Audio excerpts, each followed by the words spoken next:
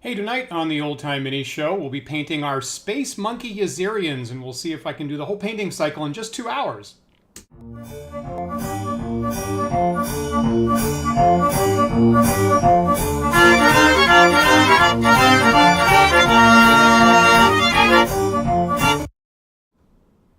Hey, welcome to another Thursday night on Dan's Old Time Mini Show.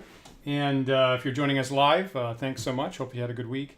So, as we said, tonight's going to be a painting show. Normally in the show, I'm working on making molds to duplicate old-time miniatures or casting them. Last week, we were in the kitchen casting these Yazirians from the 1980 Star Frontiers game.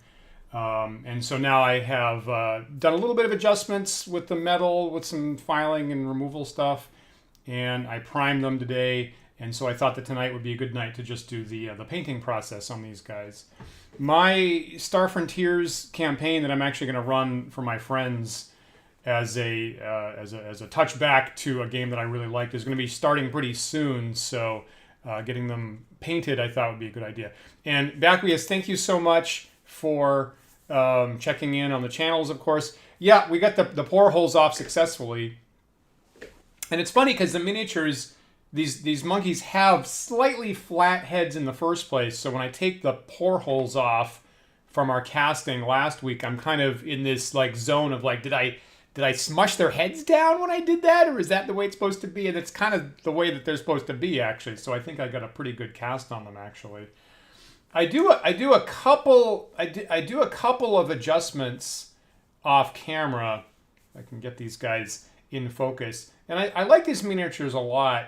The one thing is that they in the original miniature, their wing membranes, because again they evolved on a planet of very low gravity with giant forests that they could glide from tree to tree. The membranes have these little gaps between their body. They just connect a couple points, so they have these holes here. And the molds are actually, I was wondering if it would work at all. The molds are succeeding at those holes about half the time. And the other half the time they get, like the smaller ones get filled in. So I've taken a little pin vise and drilled out the couple of the holes that didn't open up for me. And then actually when I prime them, the primer also filled in the same smaller holes. So I just kind of poked those out just before I started the stream, actually. So that's working pretty well. And the other thing that when we go back to make our next molds for the insectoid Vrusk I got to work on is that I am getting, as you've seen, I'm getting a number of bubbles in the silicone rubber for my molds, and that's causing these bulbous little blobs in a couple of places. So likewise, when that happens, I take my pin vise and I drill those away. So those, I think these ones, there's a blob down near like the left foot, and somewhere in one of the wing membranes I have to drill off. So I do a couple adjustments with the pin vise, file it down a little bit in places, the filing where the pore hole attached to the head, and I think they're pretty good. You know, maybe not perfect. Hopefully I'll continue to improve. I'm also not sure whether I'm using the right primer for them, but anyway, there we are. So I'm pretty happy. I'm pretty happy for the second player character miniature that I've ever cast in my life. Pretty good. But I like the Yazirians. So as you can see here, I have 3 of our infamous rampaging space monkeys from Star Frontiers. So painting is my least well-developed skill in miniature creation. So this might be, you know, I'm trying to get something. It might be a little bit rough, but I would like to see if I can do the whole painting cycle in this 2-hour episode. I think when we were, like the Dralicites, I think I was working on them for like 2 weeks running, I think is what I was doing. So we'll see if I can do these guys in about 2 hours. Let me take a look at, so I have the box for the 1983 Star Frontiers Miniatures Player Characters box here. I got these out of, and they have painted versions on the back. So let me just look at this and see canonically what these guys are supposed to look like. If I can get that on camera. It's a little close there. Is that kind of in focus? That is totally not in focus. Get in focus, you.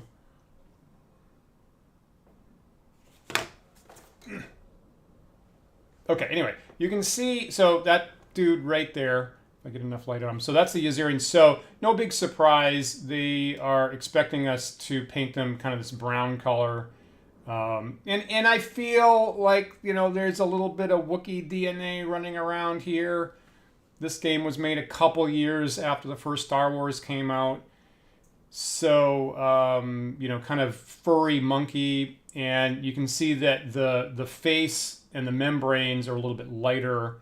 You're supposed to have supposedly thicker fur on the arms and the head area. So I think what might work, so maybe I'll do like a light brown over the whole thing to begin with, and then darker brown the places that are supposed to have heavier hair. And then I think that the contrast with like the silver metal guns is nice. And then they have this tunic here that in this painting is red. And again, if I have 3 of them, I think it'll be a nice contrast to have red, green, blue for their tunics. So that's kind of what I'm thinking about there. You know, canonically, Yazirians are supposed to have, they have low light vision. So there's, because they grew up they evolved on this shady planet. And therefore they're light sensitive, and therefore they frequently wear wraparound sun goggles. I don't see on this miniature that is part of the casting. So I'm not gonna look really, really close. Yeah, I don't see that in the casting. So I think I'm not gonna worry about that too much, and maybe just make kind of dark spots where the eyes are under their hair here, maybe is what I'll do. I wish they had kind of more obvious goggles, but that's fine. Hey, Jonathan. Hope you're well tonight. So Jonathan's saying these guys have things that mostly look like guns, at least. Yeah, the Dralicites. So if you're new to the stream, right, we have previously cast the Dralicites here, and even in the original miniature, they have this like blobby trigger thing, and even there, it's kind of hard to see that that's supposed to be a laser pistol in his left hand. And when I made the cast, getting that pointy end in high fidelity didn't work out super well. So for both them and the Yazirians, I've had to take a file and adjust the guns a little bit, and they come out just a little bit short. Now, this guy already has very short guns, even in the picture. So at least they're readable. I think on the miniatures, I think that they're readable as guns. So thanks for agreeing with that, Jonathan.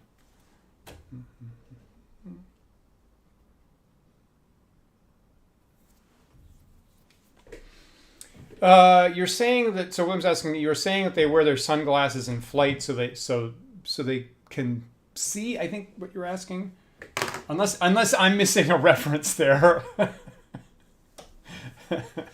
I think that in the book they basically are wearing sun goggles all the time. Most of the artwork, Yazirians are. I guess it also works that they're amateur pilots, but they just look cool. Frankly, my main point is that Yazirians just look cool because they're constantly wearing shades all the time. Hey, Disparel, good to see you tonight.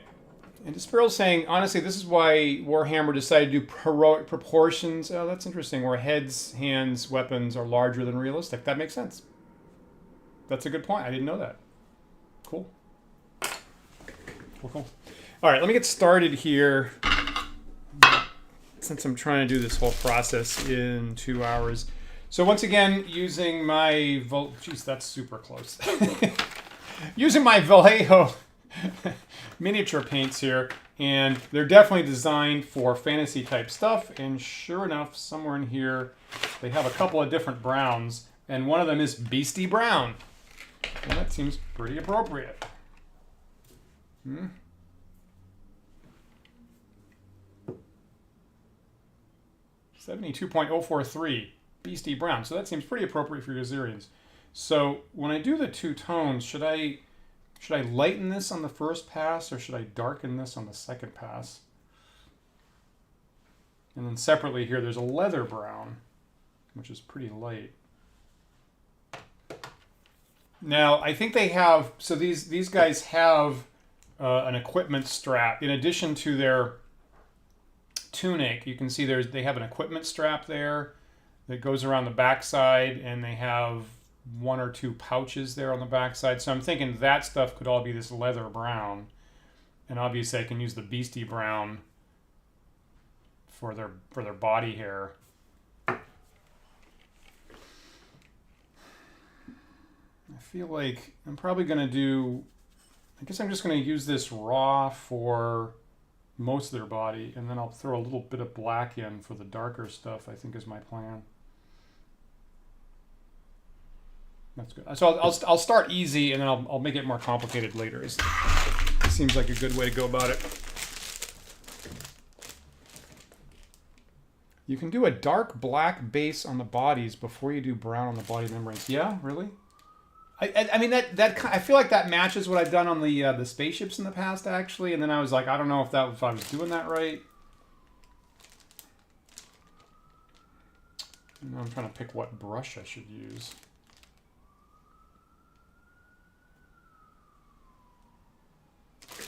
This seems like good advice to me.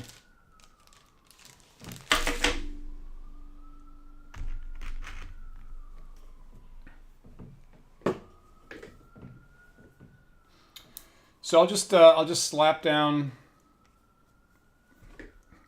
Yeah, I see. I felt this. This felt like a song. This felt like a song that I didn't know.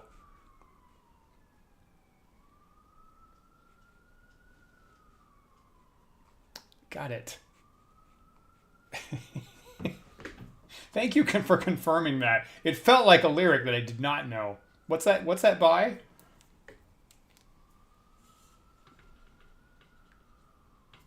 Shake this up.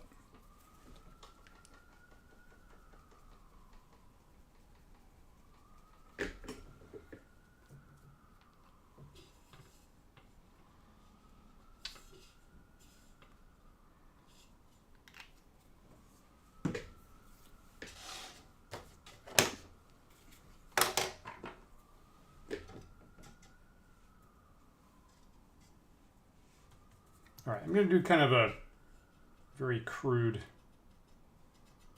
black coat on these guys. Makes sense.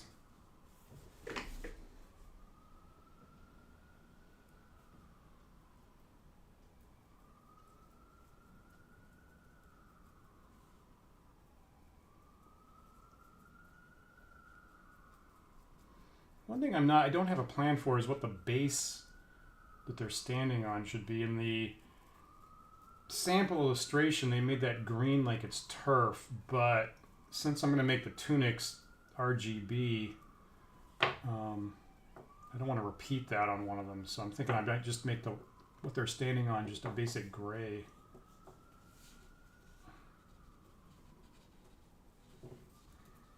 That's going to get mostly covered up, so not too careful about that. Really, is that how that song goes? Sunglasses at Night?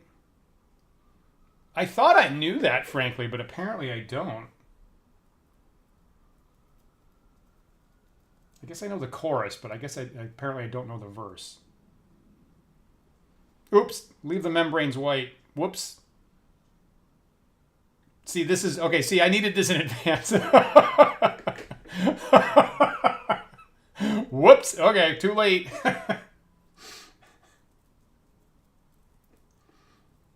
All right, I'm going to have slightly darker Yazirians. Sorry.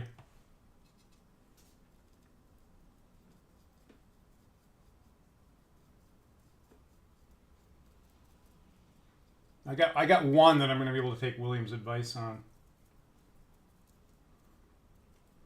I used to use like a black primer, actually. It used to be my first step, and things still came out right. So even though this wasn't exactly what we intended.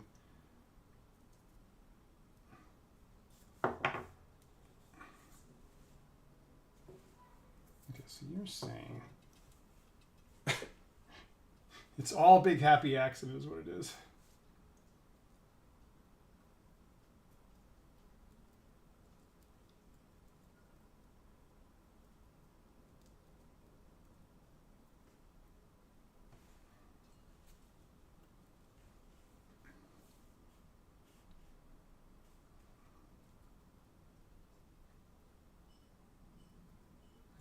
constantly check to see whether what I'm doing is on camera or not.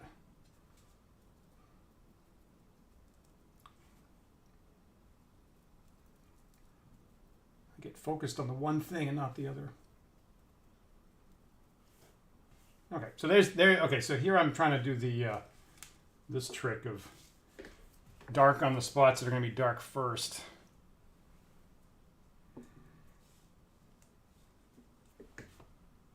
Let that dry a bit. Oops, where's my tissue?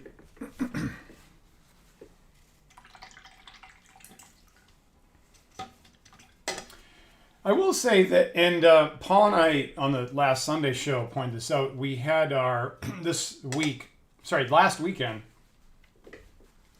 I'm having trouble with dealing with time at the moment.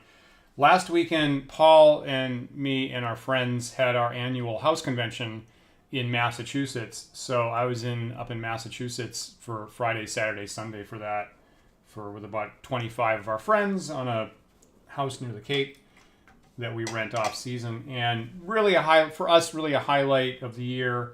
I don't get to see my friends in Boston enough, frankly. So, and a whole bunch of new friends that I've actually only met through the convention now in the last number of years. Some of you watching the stream may have been missed if you happen to join us prior years. Hopefully you'll join us again next year, we hope. So great time, but as you know, with any convention, I have been recovering all week. So I've been a little bit behind the 8 ball all week long and have been pretty tired.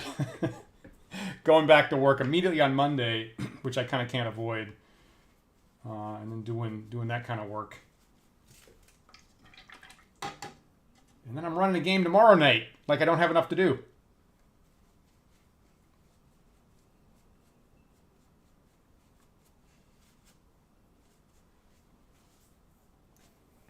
It's funny because on, so I was prepping for games all last week, and then particularly last Thursday actually, played a war game Friday night, and then I ran 2 games back to back Saturday. So about 8 hours of DMing on Saturday, and then I just collapsed. I missed the night session Saturday because I totally collapsed. And it's funny because I think that's, as you may know, I'm a bit of an owl normally.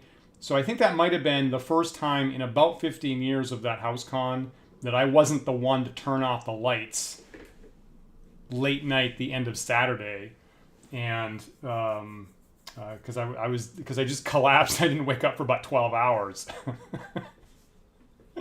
So late night Saturday, there were some people that were like, "Where's Dan? Is Dan okay? Because we don't know how to shut down the night."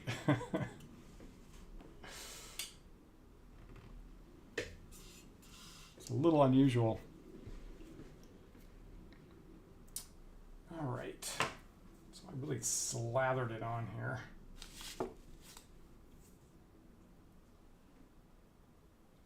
So waiting for these guys to dry here. What do you guys, I guess you can use a hair dryer to get things to dry faster. I'm just kind of going by eye here. It still looks a little slick on these things.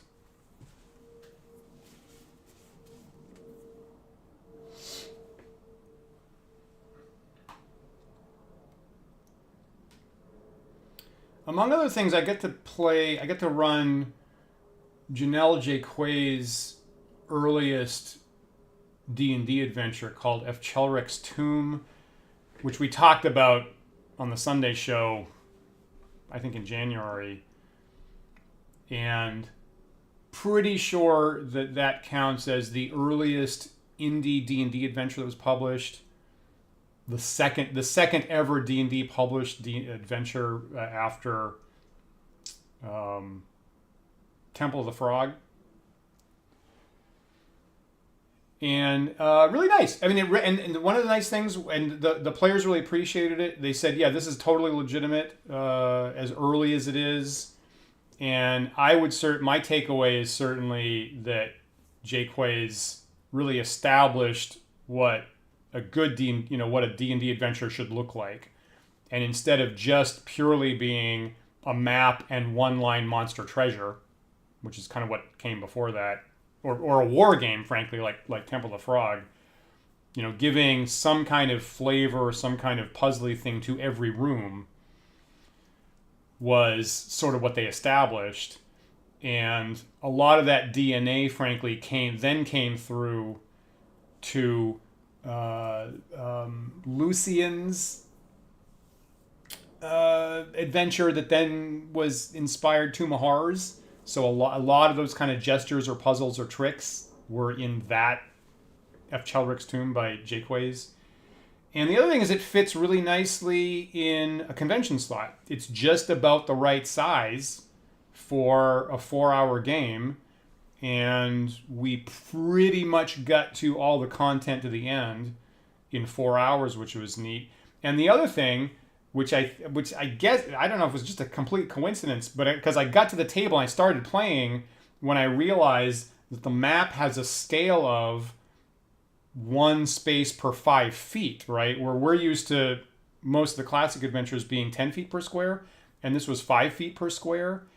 And so I didn't plan on this, but the players wanted to map it out carefully. So about 15 minutes in, we grabbed the battle map, started, drawing it with wet erase markers, which we wound up, using for battle maps. And amazingly, the 5 foot per space map exactly perfectly fit on the battle map that we had. So that obviously had to be like a coincidence, but it's amazing how modern feeling it is in a lot of ways for an adventure from June of 1976.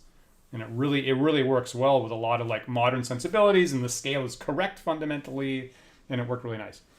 So William, you're saying you usually use spray primer for like the base coat. Is that what you're talking about?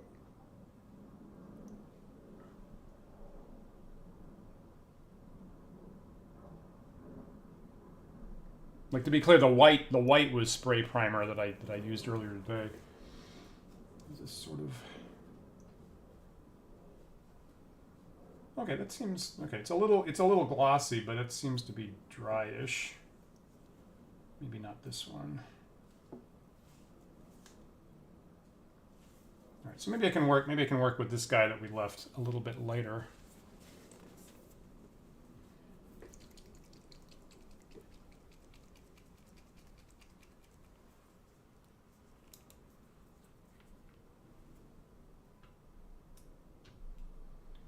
Beastie Brown. This is a little liquidy.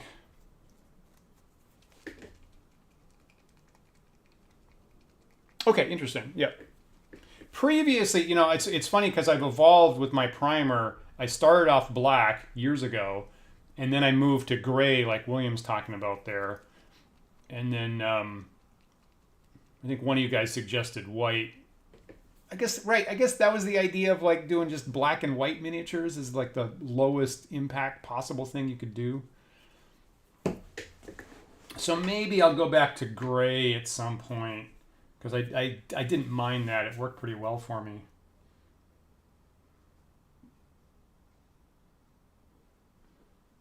I would, and Disparrow, trust William more than me, but I was using gray for quite a while, and it worked pretty well.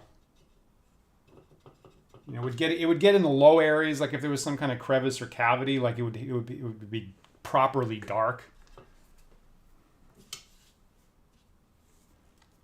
If I completely missed it with the paint.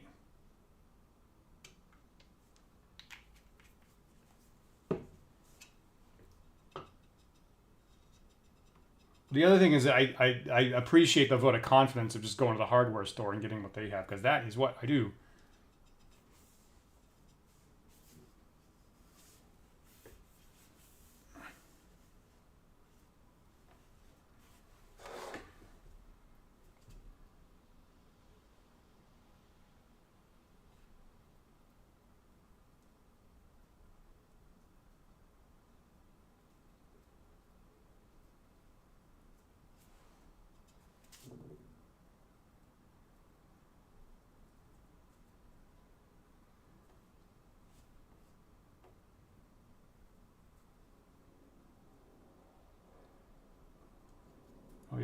that does sort of just automatically work, doesn't it?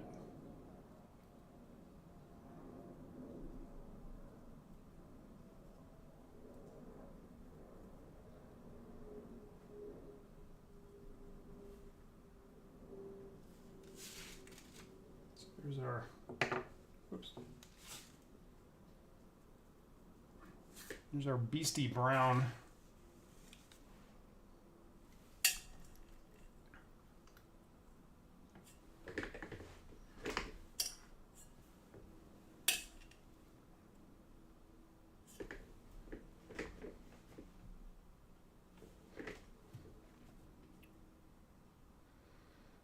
Interesting. Cool.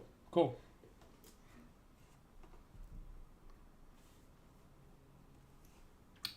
Makes sense, right? I was totally wondering that, like, this exact issue, like, about 3 weeks ago when I went to my hardware store to get my white primer here. And I think I had an employee, they always like to have an employee help you where I go. So I went in and I was like, I'm not an expert about this, but I'm looking for white primer. And I think it must have been a new employee because they were like, neither am I. So I'm going to trust what you're telling me.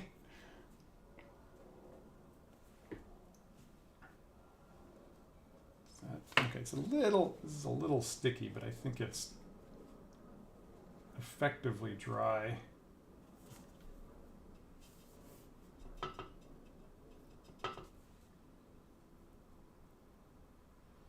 This is good. We'll have Yazirians with slightly different skin tones, which is appropriate. A little variety.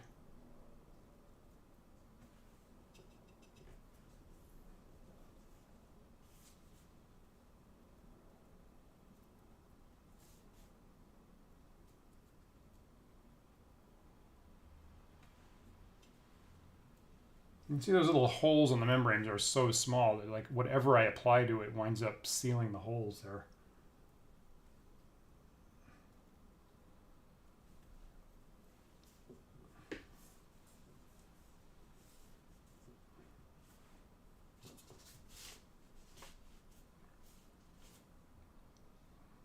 Yeah, okay.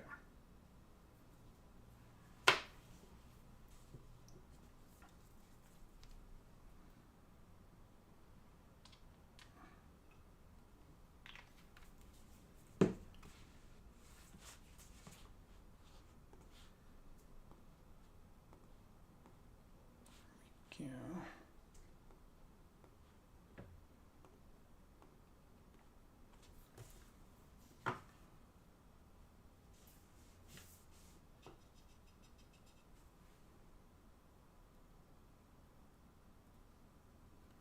Not going to be too delicate with this coat.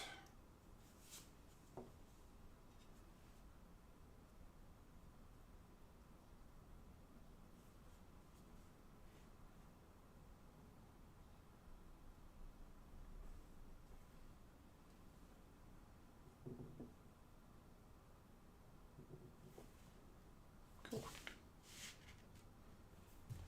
So I feel like, particularly where I put that black undercoat on everything, I might need a second. I'll put a second brown coat on a little bit. That's what I'll do.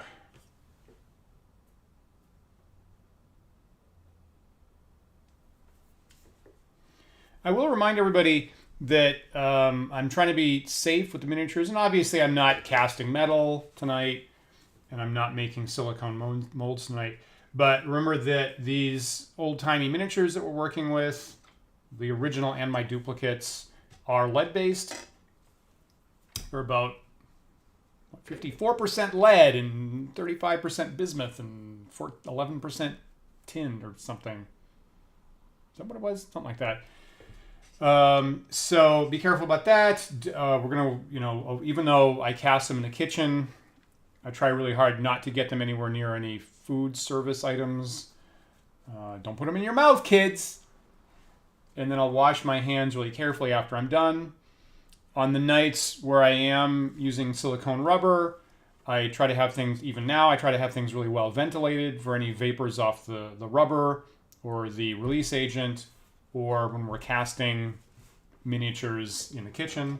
So as usual, I have my windows open here in my workroom. even if it's a little chilly in New York here at the end of the at night at the end of March here. Got an air quality monitor on my desk here that I'm kind of keeping an eye on. And carbon dioxide is in the yellow level at the moment, but the rest looks fine.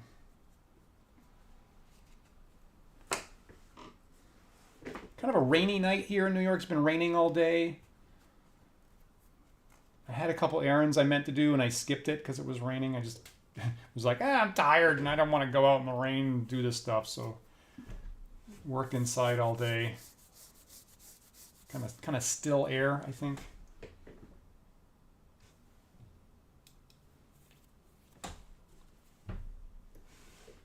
I gotta say, I'm really looking forward to this running Star Frontiers again. And, you know, I don't know if there's a bit of a grass is greener element, or I'm, you know, maybe a little nostalgic possibly. But so we'll see if there's like some things about the game system that I'm overlooking or some trouble that I'm forgetting. And when we actually get playing, maybe we'll see if there's anything that I have to modify. But I was putting my scenario binder together and I was printing some character sheets and feeling pretty good about possibly starting the campaign pretty soon. So hopefully my players respond well to it.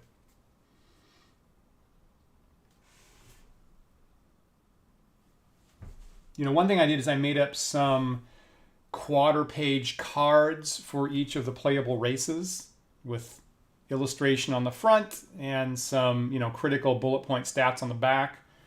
So I can, you know, as I introduce what species are available for play, I can hand those out. Kind of like the old AD&D monster cards or a whole bunch of different, you know, products that are like that. So that seemed like, you know, there obviously the original Star Frontiers rules are they're text heavy, frankly. They're text heavy, right? It's a whole lot of narrative text.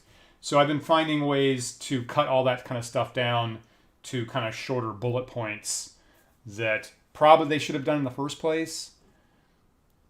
And kind of some nice summaries.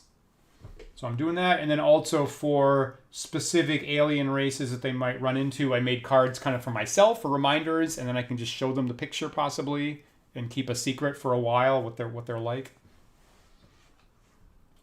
So I did this afternoon and I was pretty happy with that.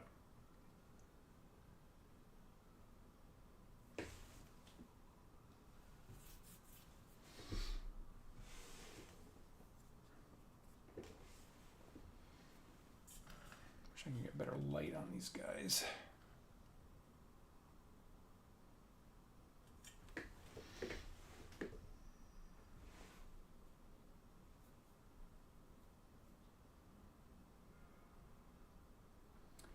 You know, just thinking out loud. So the games that I was in and I was running last weekend, you know, we had some brand new folks coming to our house con, which we love.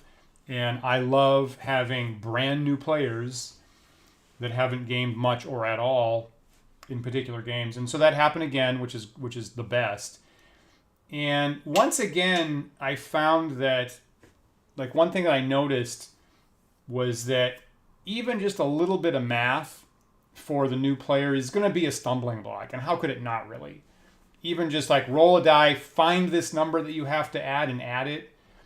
And if I start talking as a DM, if I start talking modifiers because of range or, you know, whatever, if I start throwing numbers at a player like that, they're immediately going to get off track, which makes so much sense, frankly. And so myself and some of the other players, you know, immediately transitioned to doing a bunch of math in our heads and telling the new player, here's specifically the number that needs to show up on the die. Right? All the math is taken care of. And that does involve a little bit of subtraction. You know, so you wind up, in those cases, you wind up accidentally recreating something like THACO from Advanced D&D. And I'm kind, you know, I think in a completely ideal world, you would have a mechanic where that automatically happens, or the DM takes care of any kind of math and just says, here's the target on the die, because for a couple of reasons. One of which, it just simplifies things for the new player. Great. Two, you get this you can immediately just read the die and everybody knows whether it succeeds or fails, instead of roll a die, then do math, then have the DM tell you whether it worked or not. Particularly if it's a binary, true or false, did this action work? And I got to admit that I like having the die just tumble, stop, and we all gasp as everybody involved just immediately knows what happened based on what the die is telling us, is a really nice effect. And, one of the things that I like about Star Frontiers is, in this kind of old school wargamey thing, it is a roll low mechanic, and that just happens automatically. So the DM has to do basically all the math on the DM screen. And then I say, here's the % chance that you succeed.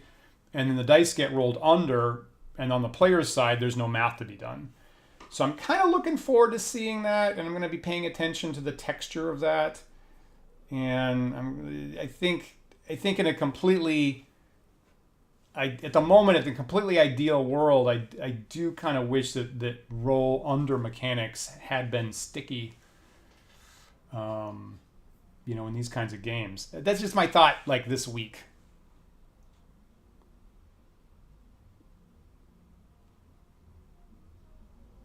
Yeah, and I can see Jerry in the chats agreeing with that. And I hadn't even thought about that, but it occurred as I was prepping. I was like, right, there's quite a bit of math, but it's all on the referee's side. It's entirely behind the referee screen. And and then a plus is good for the player, right? Increases the chance of success. A minus is bad for the player. Okay, that's all very intuitive, right? But it's affecting the chance of success, and the roll under mechanic just works with that.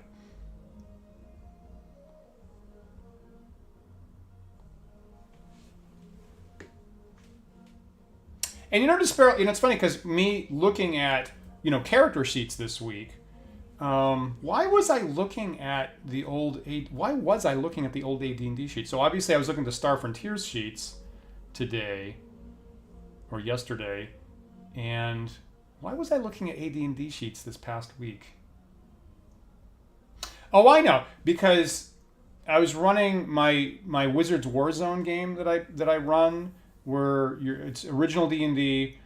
Everybody gets one top level wizard. Everybody gets a 12th level wizard with identical stats. I throw them into an arena with some kind of environmental effects, and everybody has to try to intelligently pick their spell loadout and then murder the other wizards.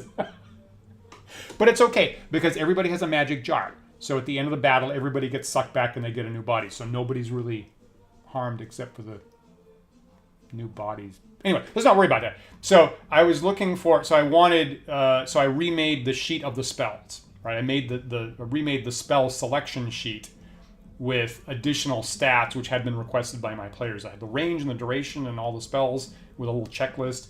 And so I was looking back at the advanced D&D player sheets and kind of thinking about how they'd structured that same spell sheet, frankly. That's why I was looking at that. And so, like the Sparrow's saying, I looked again at the rather large amount of paper space on those sheets of for every AC, here's your target number. And I was thinking about that. But I'm not but nonetheless, the player winds up looking at a whole bunch of numbers. Right, and every time you level up or have a major adjustment, you gotta erase that whole section of the sheet and fill in all these dozen-fold numbers. So I was like, I'd prefer not to have. I feel like it's a little intimidating for a brand new player to have just this giant stack of numbers on the sheet. I was totally thinking about that.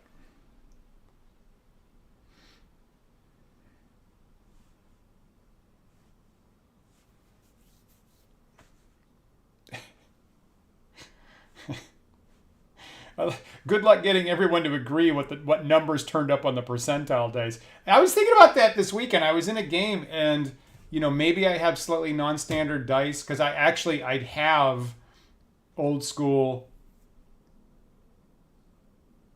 icosahedrons, 20-sided dice numbered twice. And it is true, the first time you roll percentiles, like the first time, you got to remember to announce which one is the tens place.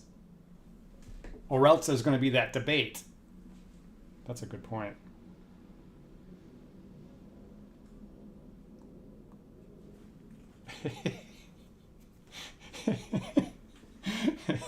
Nothing clears the room. Like, just roll a Zakahedron. I kind of would. On the Sunday show, I would love to have Lou on the. I kind of would like Lou Zaki to be a guest, frankly. But he's he's a great guy. Love the videos that he's done in the past. What I've been told is that he is a little bit on the wrong side of the tech that we would use for one of our shows. So I guess he does phone stuff. He'll do a phone call, but maybe like a live video stream might not be up his alley. But I have wanted to ask Lou about that in the past. One of the nice things about the show is sometimes I can guess, a gaming question that I've had for decades. Sometimes I can get a guest on promotionally, and I get the question in that has been bothering me for like several decades. Like, what's the deal with the Zakahedron?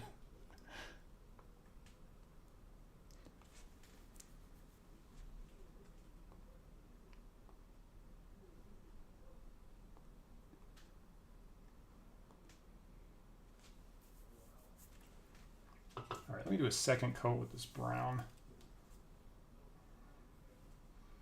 It's a little too black. Oh, that looks much better.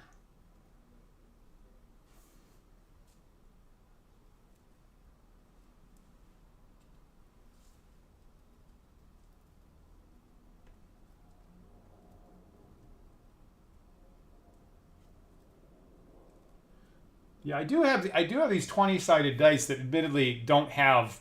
It's not completely obvious what the tens place is, actually, so I have to announce what color the tens place is.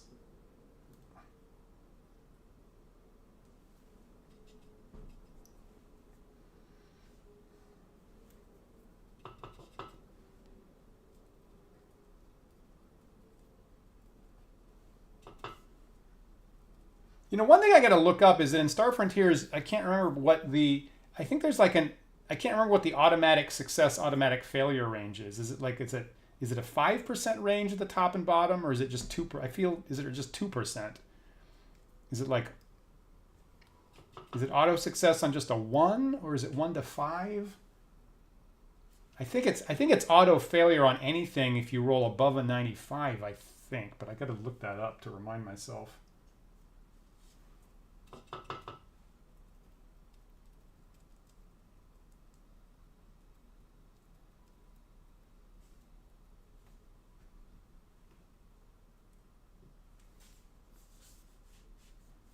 Every time I do this, I put them closer.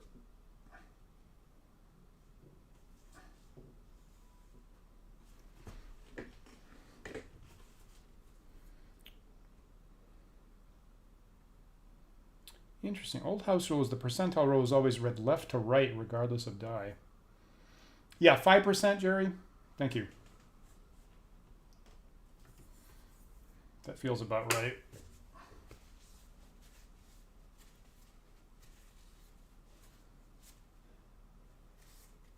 Now, I will say that one slightly funny thing about Star Frontiers mechanics is almost all the modifiers come in increments of 5%, if I recall, which is good. It's easy math. With the one exception of the base number to attack is basically half your dexterity. So if your dexterity is like 55, then your base chance to hit is 22 plus if you have skill, right, that adds increments of 10. So then either 32 or 42 is your base. And then you stack up a whole bunch of like 5% increments on top of that.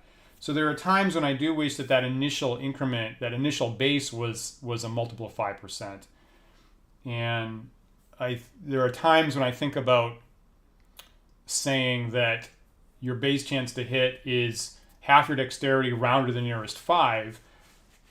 And I think, oh, that'll be nice. But the problem is that then, because the way experience works is you get like maybe a couple points of experience per session, and you can add it to maybe a skill or one of your abilities.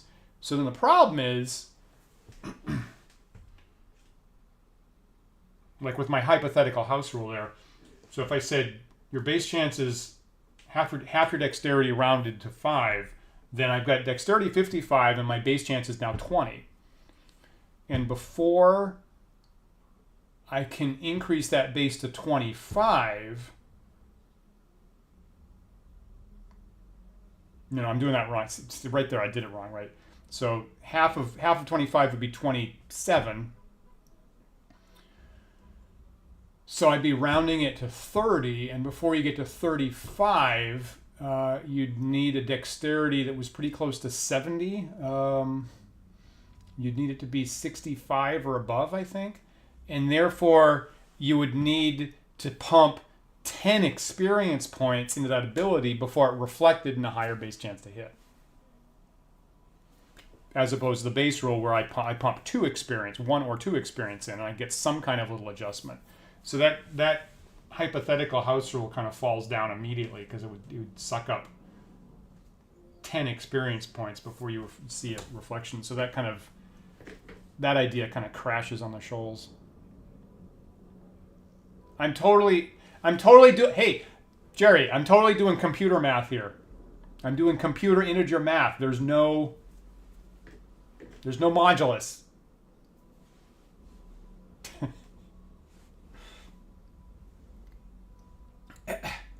This being on my mind because I just graded basic computer science tests late Tuesday night.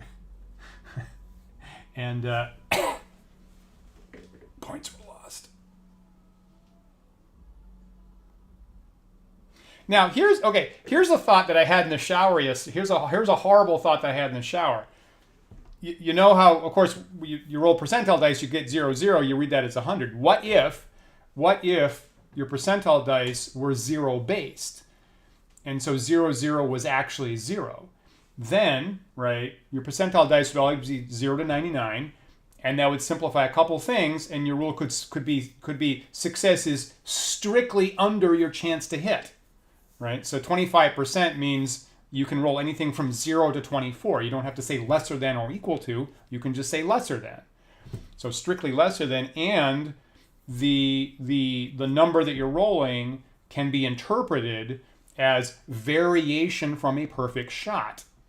Like maybe in, I don't know, centimeters off target. And if you roll 0, perfect shot, you get exactly the bullseye. And every additional pip is, let's say, 1 centimeter off target or something like that. There'd be kind of a tiny little nice adjustment if it was 0 based. Eh? Right? You with me? People probably hate that. Also, I'm just like, I'm in my computer mind, and I'm thinking, oh yeah, we're computer people. We know how to deal with that. Well, that's interesting, Jerry, but just using your entire dexterity, and because the Star Frontiers does come with, as they were doing there in the mid '80s, comes with a very thin little basic rule book, and then a more standard, 64-page expanded rule book. And interestingly, in the basic rule book, that is the rule. You actually do use your entire dexterity. But they don't have any skills there. So when you go from basic to expanded, you lose half of your chance to hit, but you also gain all your skills, which probably basically adds back about the same amount. So I think that the full dexterity plus the skills would come out to be too high. It'd be very easy to get 100% base chance to hit if you piled in both.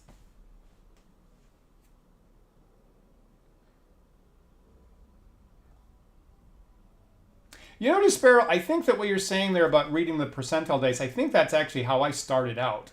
I think when I first started playing D&D as a kid, I think that was actually my instinct as well. You know, which is to say, to read the units die like it's a normal D10. So normally you roll a D10, 0 is 10. So I was being consistent about that. I might be overthinking a bit. That's going on my tombstone. That's that is not the first time that Dan has heard that.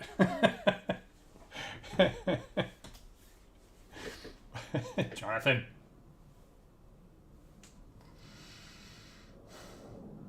What game does do stuff in hexadecimal?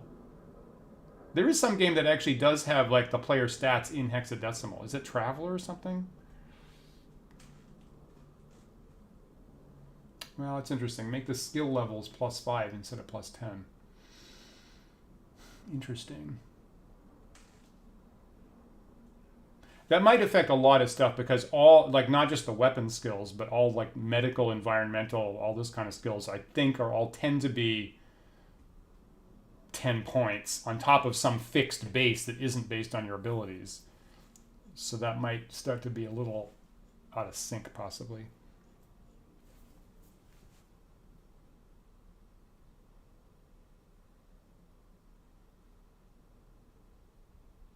Yeah, and I agree with this, Sparrow. Certainly, once it occurred to me that I was reading my percentile dice wrong, and I went to the normal thing, it certainly is a lot. It's a lot easier because again, there's one less step of math. You just read the digits, and if it's 0, 0, you just declare that to be 100, obviously. Yeah, totally agreed. Yeah, when I realized what I was doing, yes, it's certainly a lot easier to do it the conventional way. I was happy to correct myself. Okay, I feel like with these guys, I feel like I do want a little bit more contrast. And I know these are really dark here. I do want a little bit more contrast on the top part. So I think I'm going to put a little bit of darker brown mix where they should have longer hair.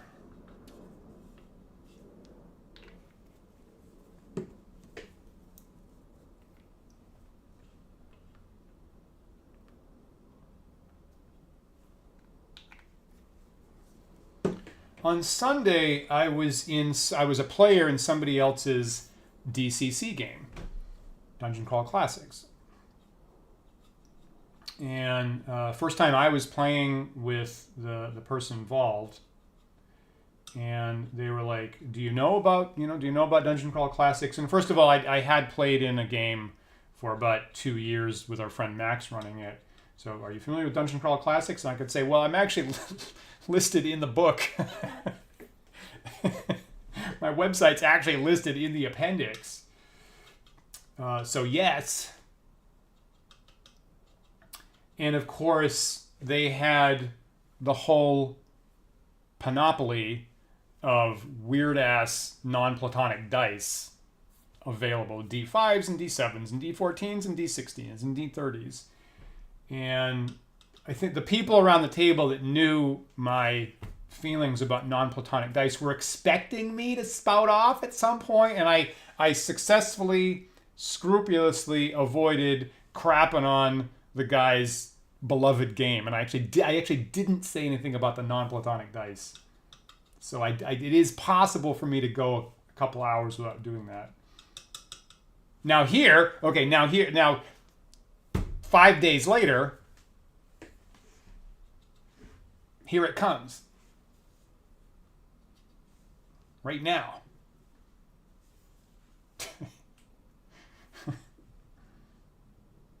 That's not very dark at all.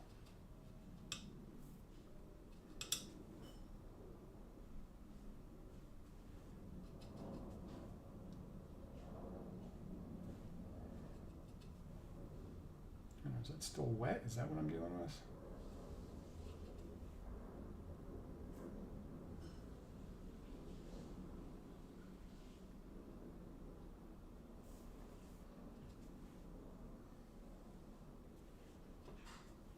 I think at some point I had to roll a D7 in that game, and I was like, I'm just going to roll this D8, and I'm going to re-roll if I get an 8.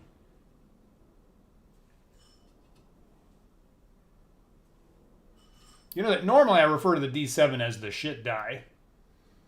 And there was a moment where I had to roll a D7. I was like, God. I managed to restrain myself.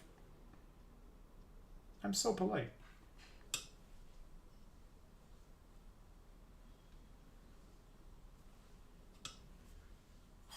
I might be slightly mixing wet paint here, and I guess on the back side it doesn't look bad, actually. I don't mind that.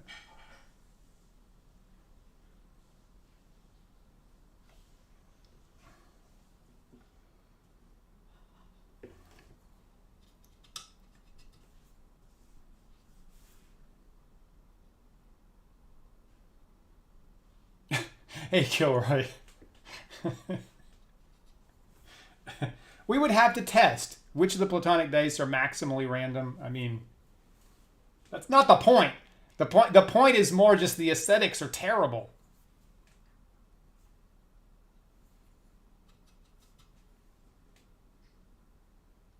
I mean, why did Euclid's Elements get written, right? We all know this. Ultimately, the whole point is there's 5 special solids in the universe, and that's it. That's the conclusion that Euclid's Elements is. We did all this work. All of geometry, all of classic geometry is just there to prove that there's 5 special solids, and they're excellent. And we should enjoy them as much as possible.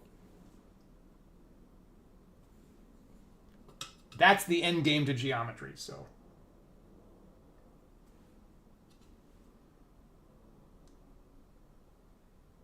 Don't be a dice doofus.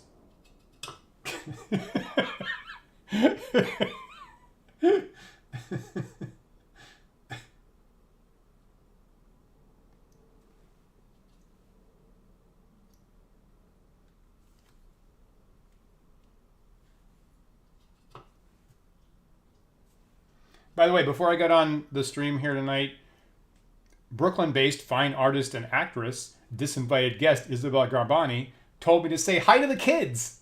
So, hi kids.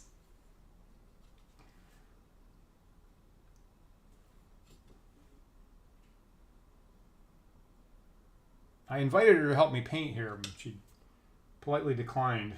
Maybe some other night.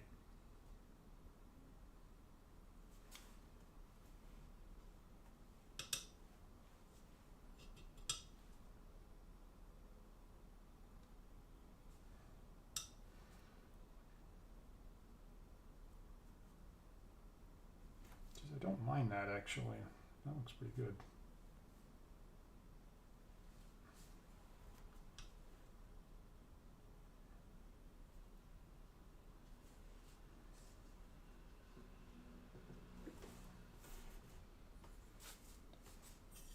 That wasn't quite as dark as that is.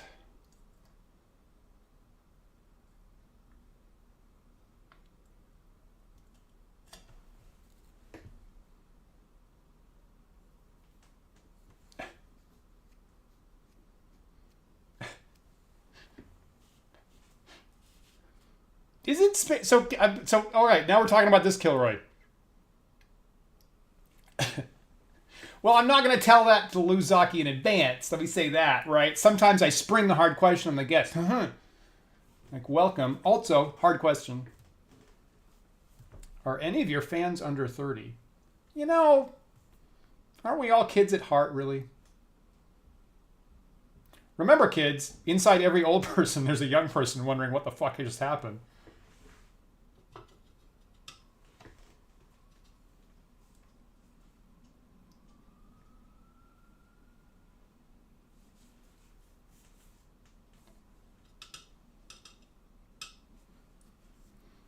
So Kilroy, is space curved? I mean, okay, so that's the interpretation. That's Einstein's interpretation of gravity. Okay, but in general, isn't the evidence that space is actually flatter than it should be randomly? Whatever that constant is.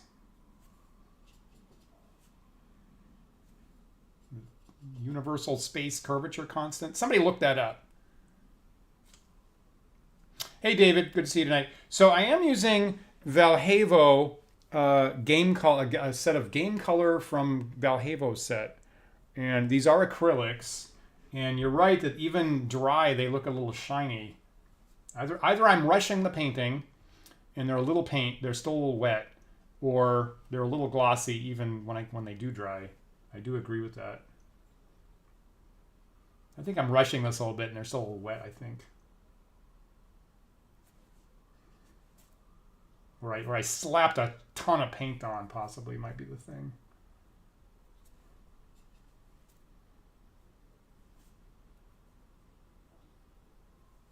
These big membraney wings that the Yazirians have.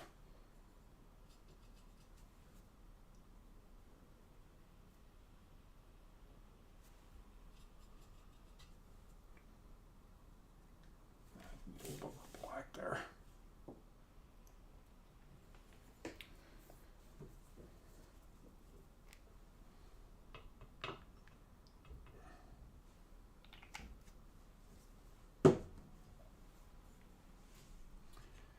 So Kilroy's asking, why would someone play Star Frontiers as opposed to the still supported Traveler? And it's a fair question. This might be a nostalgia thing on my end. I was playing TSR games for what it's worth. I saw the advertisements for Star Frontiers. That's what I got into. I have actually never played Traveler.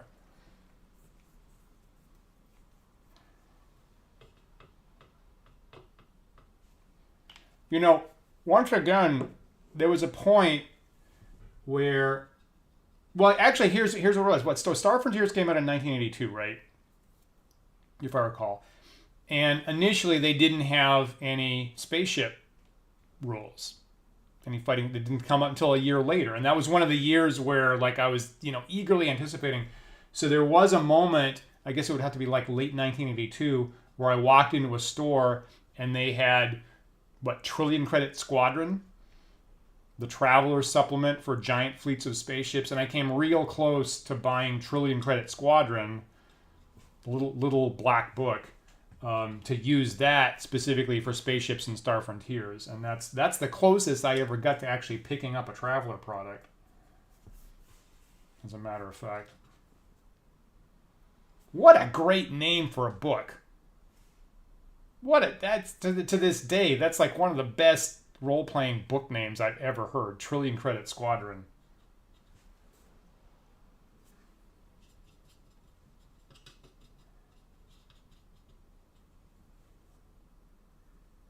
Try to darken this up a bit.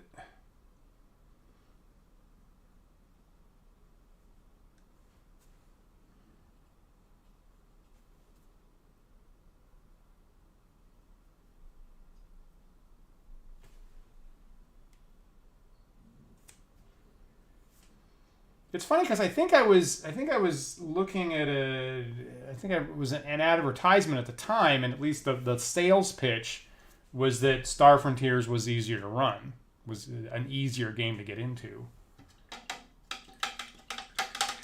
But I have no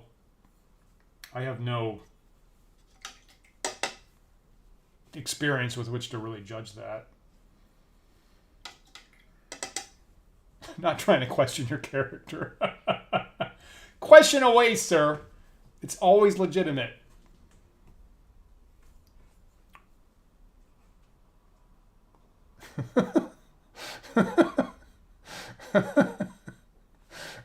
This is a serious. Thank you, William. This is a serious grown-up channel for old people who like to play make-believe.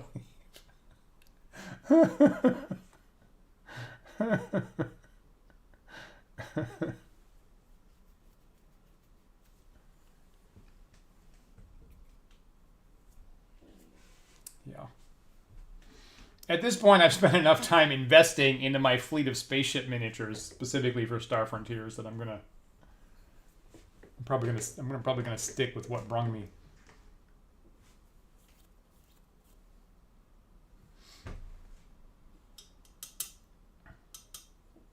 I don't even know what the classic mechanics for Traveler are. Is it also percentile roll under, or is it D6 based? I have a feeling that it was D6 based. Am I right?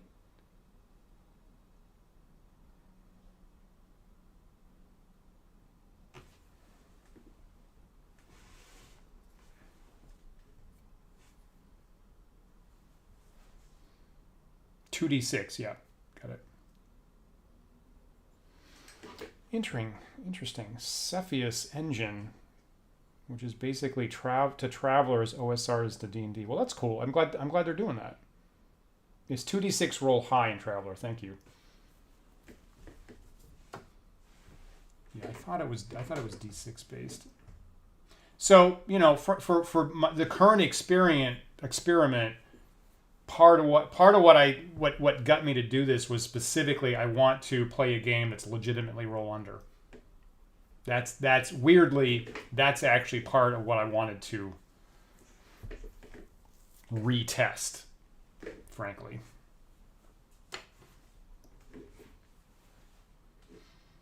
Again, and then I guess accidentally I'm realizing that for some reason that offloads all the math onto the DM side, which at the moment I'm feeling is a good thing.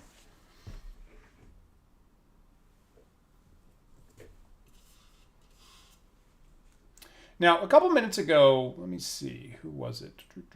So David was saying this Vallejo brand of paint should thin down well enough. Now, when you say thin down, I'm enough of an amateur that I'm not entirely sure what you mean by that. What would you expect to thin it down with?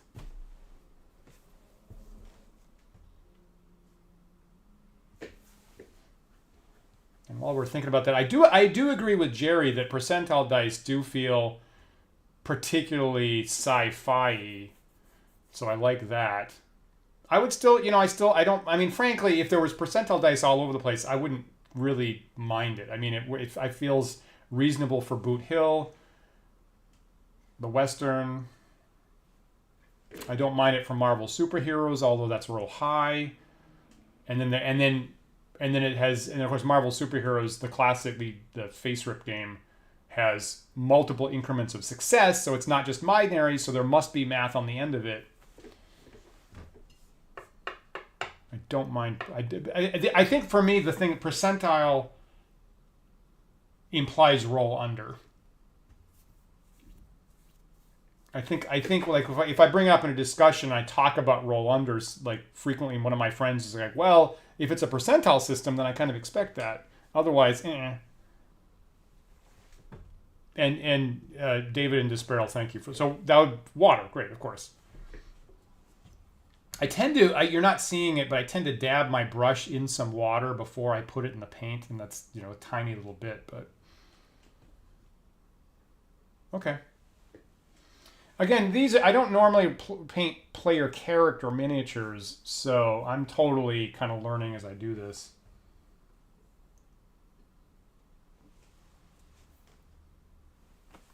I guess maybe that would help it dry faster, which is good.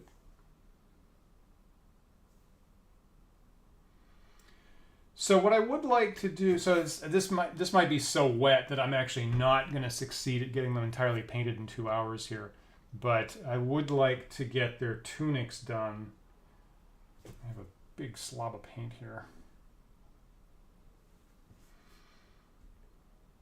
Ideally, I would like to get their tunics done with like one red, one green, one blue to distinguish them would be nice.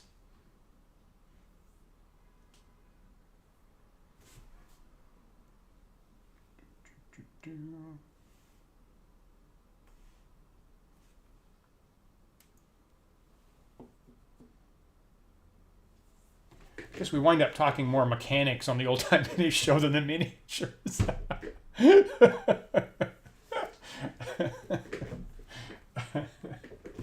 Let's see, what else? Do I have other stuff to actually paint while those are drying? I guess I have an extra Drowsite over here.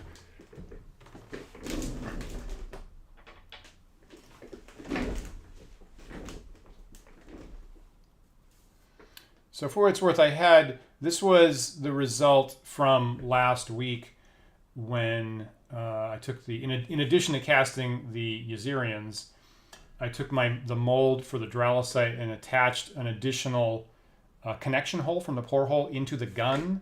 So I got a longer, even though I'd kind of mangled the mold at that point, I got a longer gun on this guy. So that might be the most gunny reading Dralosite that I have. So maybe I could start finishing him.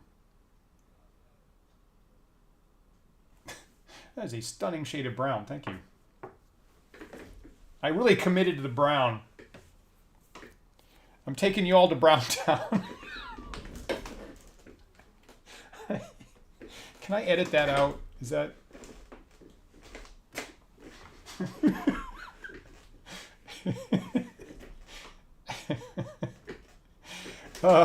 Okay, so I totally need this advice on painting them, actually. So I appreciate this, David. So thinking will increase the dry time. Oh, really? Reduce the brush marks. Reduce the chance that you clog the details. But you reduce coverage, and the thicker paint can allow for blending on the model.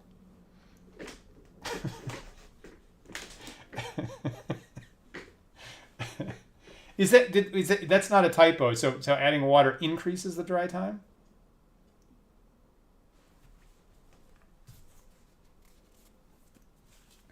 This is how much help I need.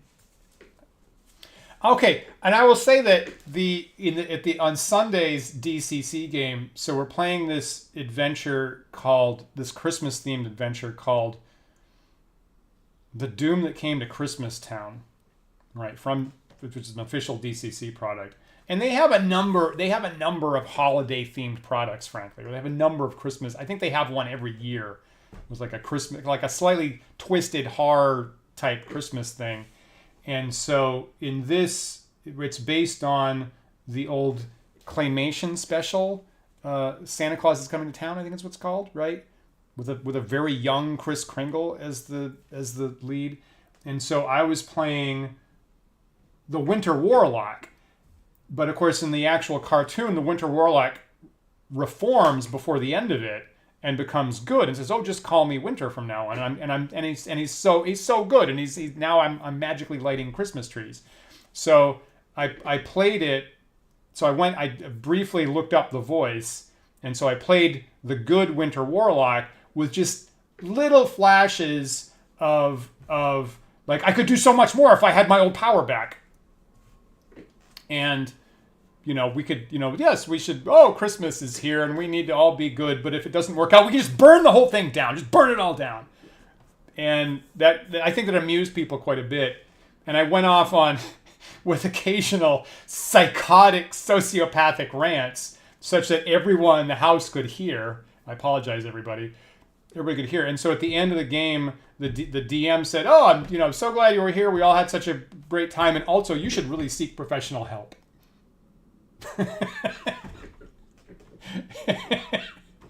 And once again, I took that as a badge of honor. I said, "Thank you very much, sir."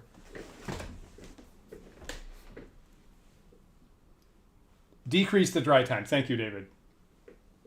Yep, that makes sense. Okay, let me do. That my Yazirians might be so incredibly sloppy wet that they might have to dry for a while. So let me try what you're saying on this Dralosite actually.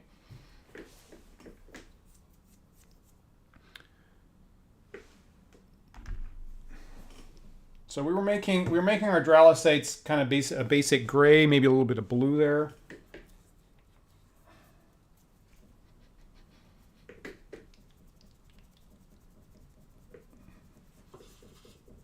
Having quicker dry time would actually help me on the stream, frankly.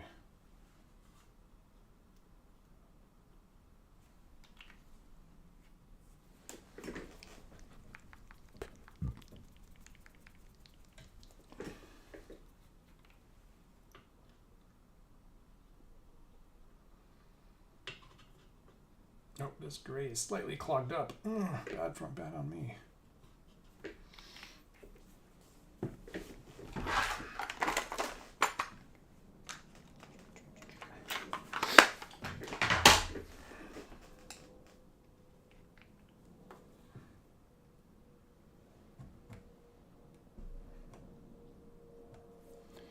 use when I use my little dental tools here to unclog my bottle.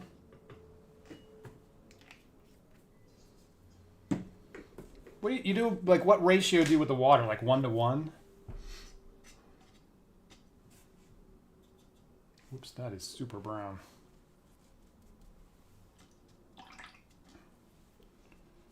My brush, that is.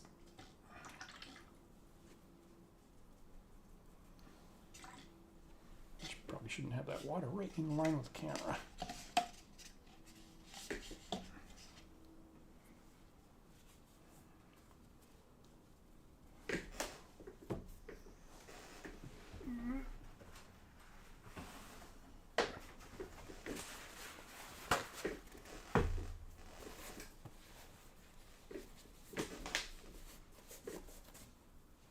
Interesting.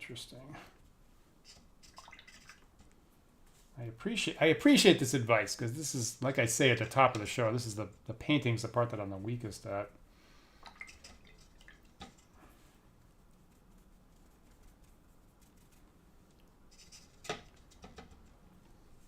Well, Jerry, I asked that a little while ago, but if anybody uses a blow dryer to speed up the time. So I felt that I'd read that at some point. I might be leery about doing that on the stream. So A, I don't have a hairdryer here at the moment. B, that's probably going to be annoying on the stream. So I think I would probably, maybe I'll test it off stream, but I feel like I'm unlikely to do that live.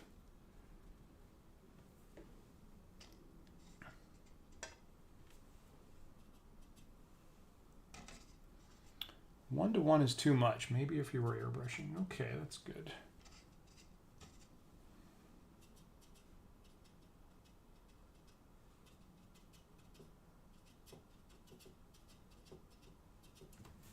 So I might be doing this. This coat here might have too much water in it based on what you just said.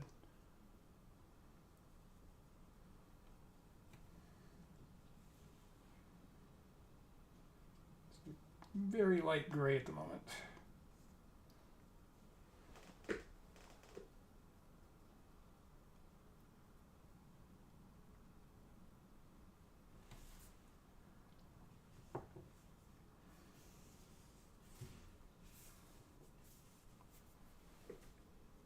Super light.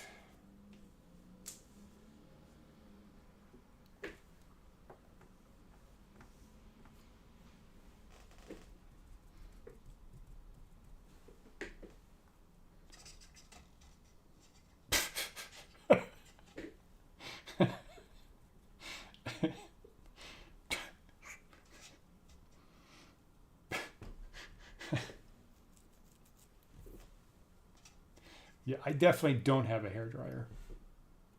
This is you're right, for a number of reasons.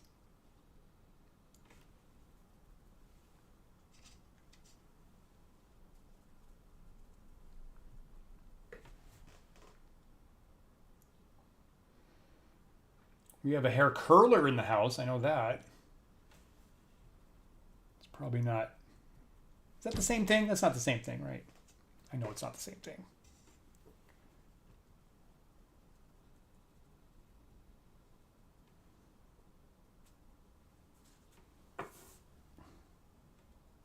You know, I was making these species cards, these sentient species cards for these quarter-page panels to show for player character races and also the main sentient races that they might run into on the first adventure.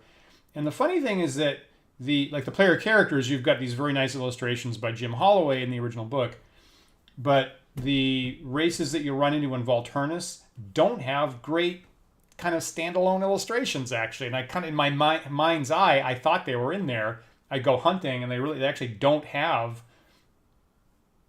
very, very useful, standalone profile illustrations of them.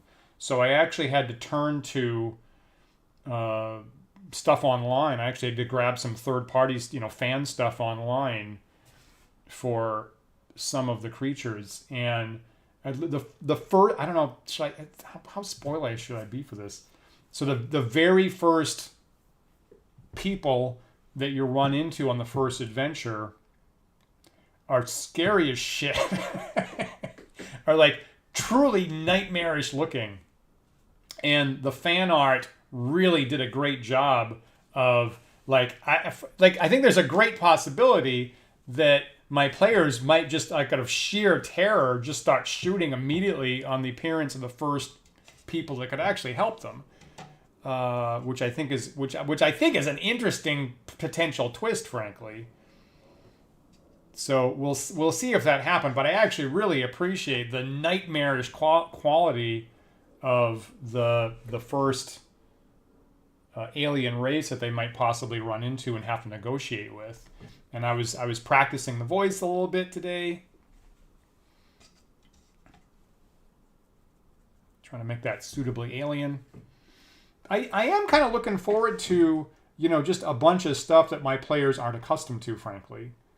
And I do think that there's a real strong quality of, in D&D of using these cultural touchstones which predate the game, right, and have a bunch of cultural cachet of, what are dragons, what are giants, what are centaurs, what are pegasi, what are medusa, what are goblins, right? You should kind of sort of know that as a person, regardless of whether it was in the game or not.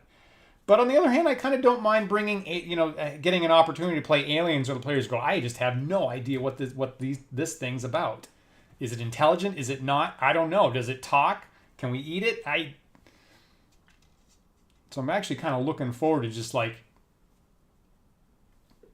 blowing their mind a little bit about I have no idea what's going on here. So David's given me some advice here. So you switched to painting almost exclusively with oils during the pandemic. Interesting. Yeah, the drying time is days, but it means you have multiple projects on the go at any time. I can totally see that. I think that when I was researching and I saw the acrylics had faster drying time, I think that was a good option for me. I don't try to do a whole lot of painting. I kind of want it over with faster than not. So for me, I thought that a short drying time was actually suited me pretty well. I would, all things considered, if you gave me the option, I would prefer to be gaming with my miniatures than spending more time painting them.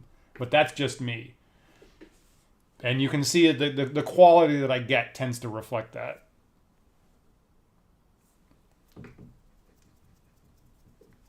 I'm totally painting on a Greek newspaper. You are absolutely not dyslexic at the moment.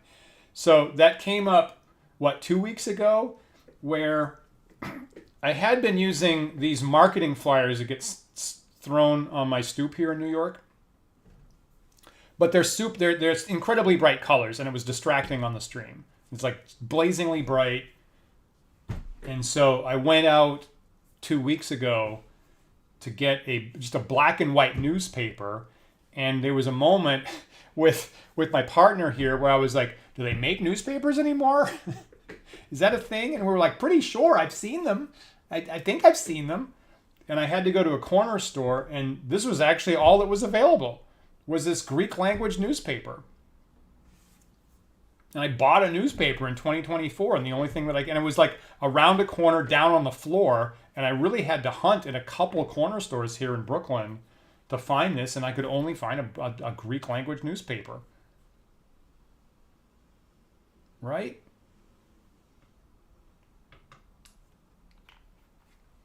The neighborhood that we happen to be here in Brooklyn, we have a lot of Muslim neighbors, we have a lot of Spanish-speaking neighbors, and we have a lot of Greek-speaking neighbors.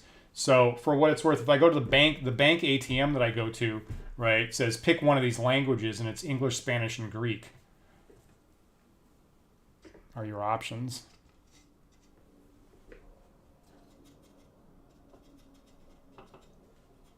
You're forgiven, Jerry. It's fine.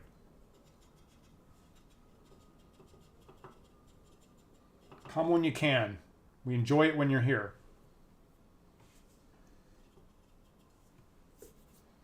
Okay, this does seem to be drying faster, right? I think that was some knowledge that I needed.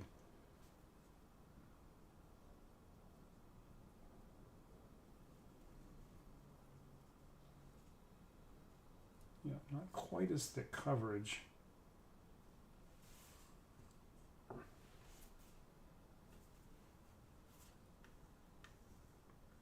With my phase 2 dralosite.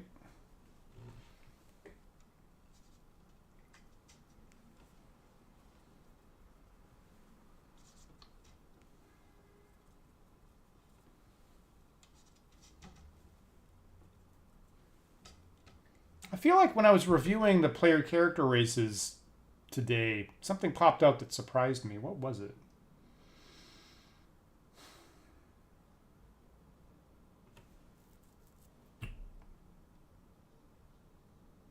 Maybe it was one of the alien races you run into on Volturnus, but because I was working for an hour or so today. I was working on like summarizing, just like if I can get down to 4 or 5 bullet points, what these player character races are about.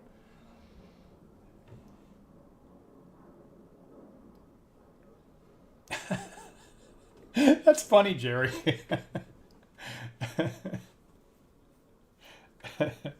Greek immigrants had a big influence on Connecticut pizza. My partner Isabelle, among other things, among the tours that she does in New York, she has a food tour. And actually, I'm going to be a little hazy on this, but there's some kind of like interesting connection between what Greek and what am I thinking of? Like Italian and Jewish cuisine, because people came to New York and then, you know, they didn't have all the ingredients that they had from back home, and they started borrowing ingredients from other nearby cultures and coming up with dishes and baked goods and cookies and stuff like that that could only have been made with like a mix of Greek and Italian and Jewish ingredients.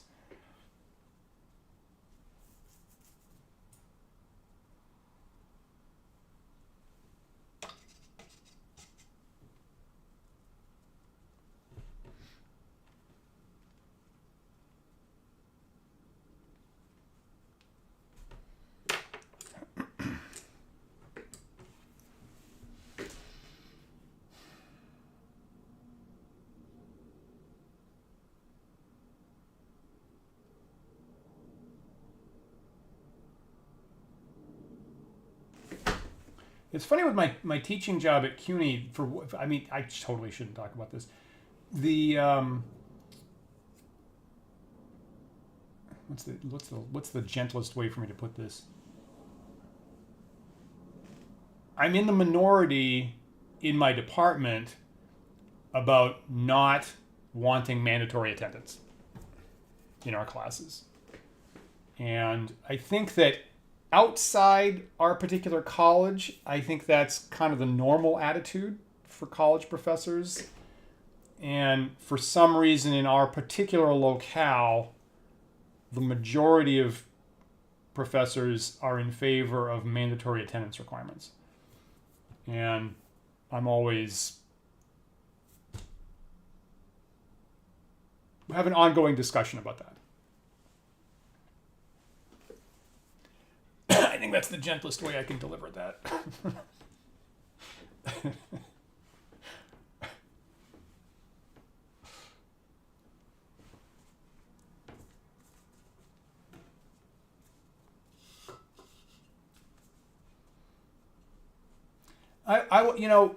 there's always outliers to everything. I do have some students, if I can again put on my old man pants for a minute. I do have some students that seem potentially disturbed if they're not being tracked. Like I get my takeaway is that for just a couple are so that some students nowadays are so accustomed to being tracked all the time that they express a little bit of being upset if they're not. So that's among the things you get to learn as you become an adult, I guess.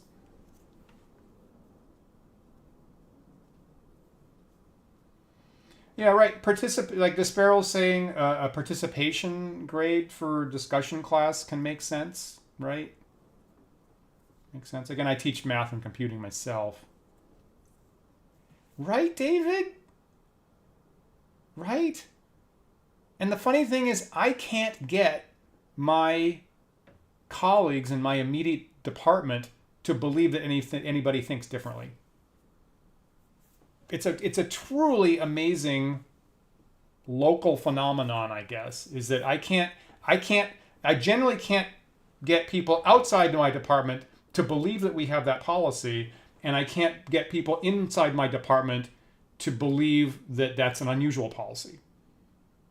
And I feel and I look like I look like I need to be put in an asylum, because the two sides, I cannot get either side to believe that's the case. Right. And what Kilroy's saying is, I think, the conventional consensus most of the time.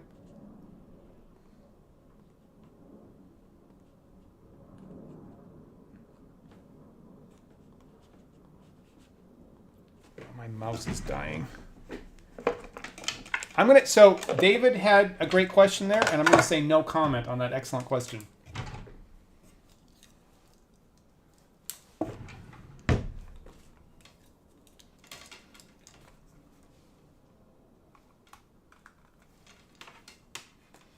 There's a cable here that's gonna get my camera shot for a second.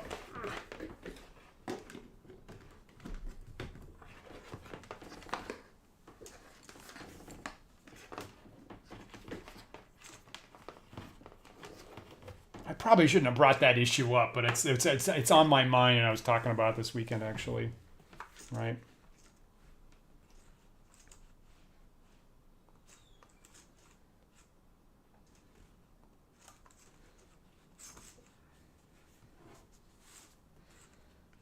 Okay, now my mouse is working again. You know, so now I can get real minutia. So with U.S. federal student financial aid, the colleges have to every college has to register as officially attendance taking or non-attendance taking. And there's one body of regulations for attendance taking schools, and there's a slightly different body of regulations for non-attendance taking schools. And the funny thing is that CUNY, where I teach, CUNY is officially non-attendance taking, and then my department is like, we don't agree with that, and then I'm like, I don't agree with that. So there's this whole Dagwood sandwich of opinions through the hierarchy. Where at the very large university where I am, so we're one of the largest universities in the U.S. So that there's a lot of bureaucracy where I am, for what it's worth.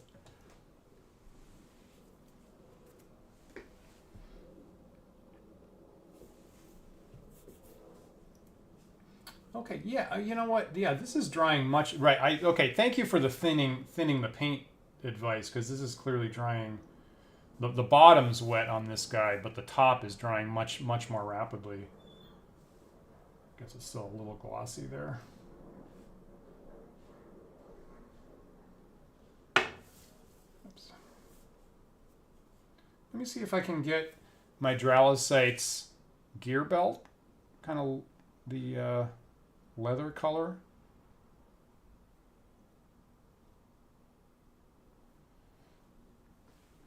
Yep, and what Kilroy's saying, right, it's totally part of the conversation. It's not a major element of where I am, but for some purposes and places, that's important.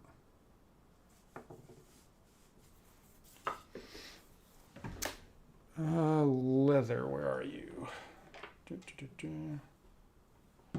Black, that's right here it is. Leather brown.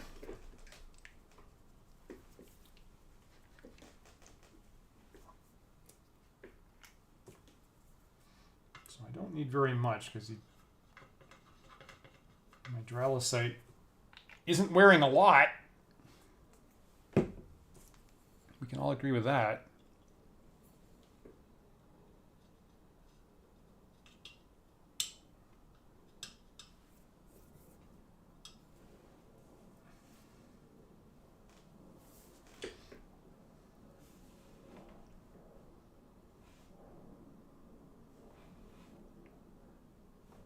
Get you in focus.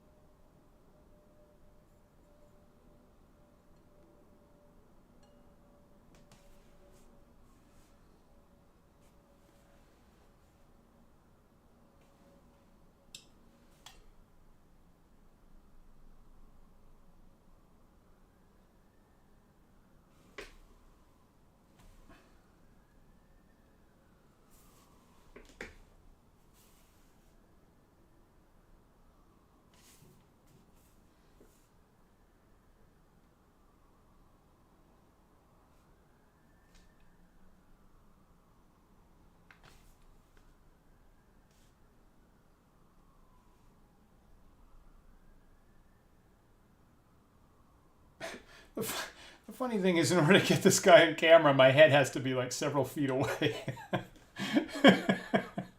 This is incredibly awkward while I have it set up right this second.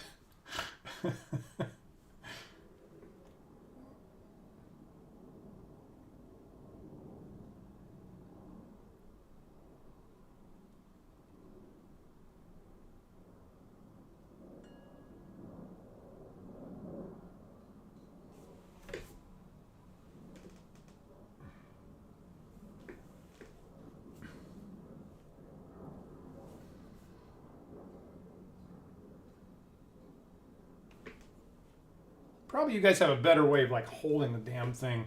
Like I don't know if you have some kind of vise or you put it on a cork or something.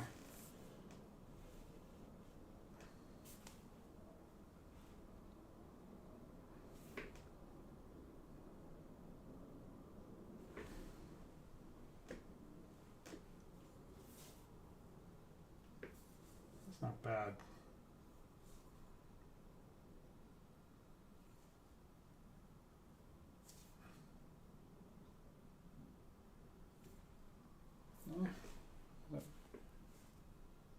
Belt element.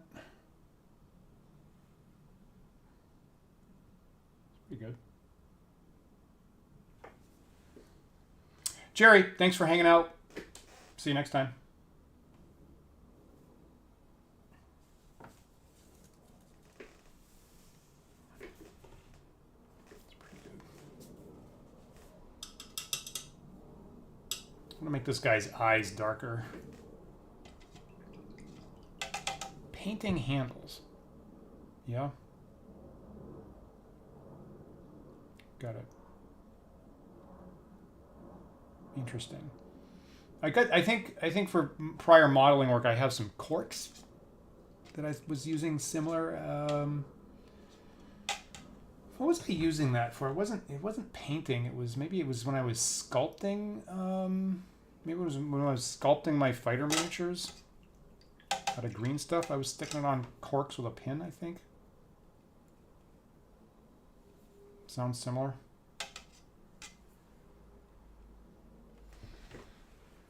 I should write that down. You know.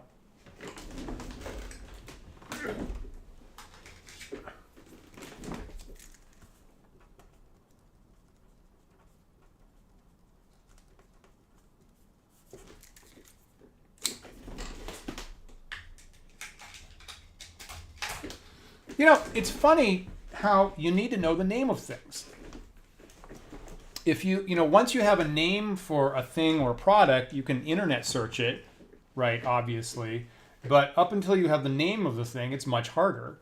And I do feel sometimes, again, as a teacher, that among the primary things is just telling people the names of things. And then in the future, you can go search for that. And, for what it's worth in my computing class on Wednesday, I was like, here are some functions for dealing with, I apologize if you're not into these kinds of things.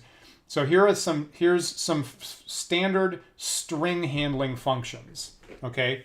And we're working in C++ for what it's worth. So I say, look, here's the names of the functions in the C language, actually, C string library. And these are things that they're going to be named differently in every different language. But you should know of this menu of options, here's the standard things you have to deal with for character strings. And you can go hunt, now that you know about them, you can go hunt for the proper naming in C or C++ or Java or Python or C# or whatever you're going to be working on in the future. And, as one example, gluing two strings together is called concatenation. So you're going to be looking for a name like concatenation or concat or just cat for short. Some languages call it. And you probably didn't know the word concatenation until today, I say to my students. And now you know that that's the thing you have to go look for. So knowing concatenation or painting handles is really the first step to being able to do something useful in the world.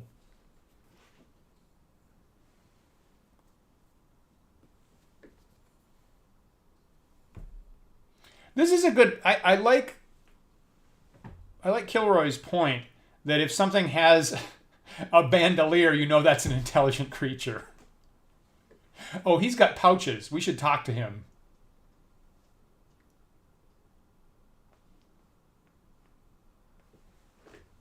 Kilroy, I am definitely saying that Fey magic is real. And it's weird. It's weird. I don't know if my students know this, but I actually say that in my classes. Around those moments, I actually say there's power in knowing the true name of things.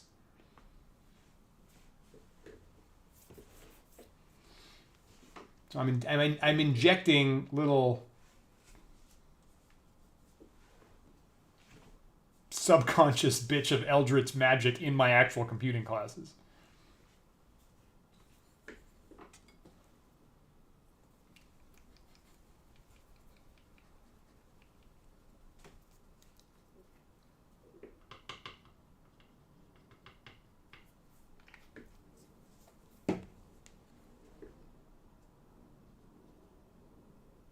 Or math or whatever. Disparate, good documentation, boy. It's not regarded, that's totally invaluable.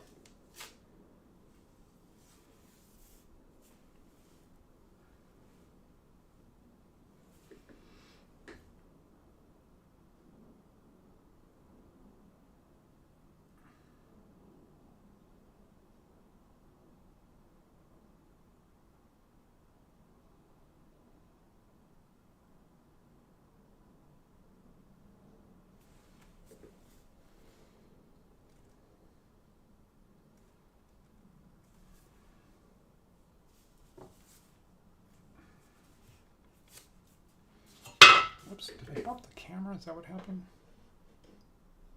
Mistralisite.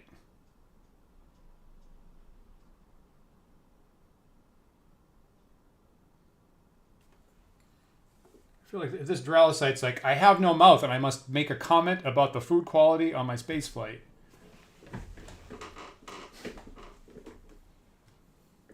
What's up with spaceflight these days?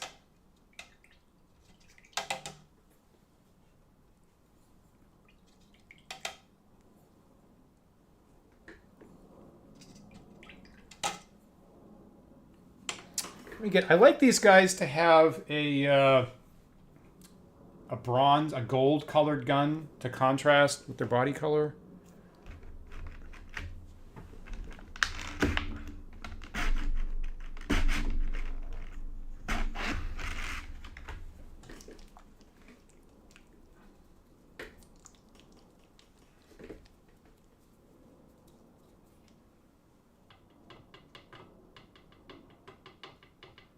Also, it's just an excuse for me to use gold-colored paint, frankly.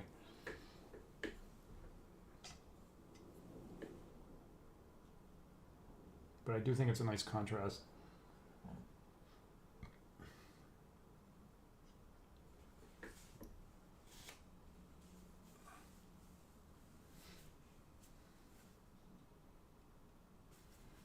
This slightly better gun that I got on this guy from the cast.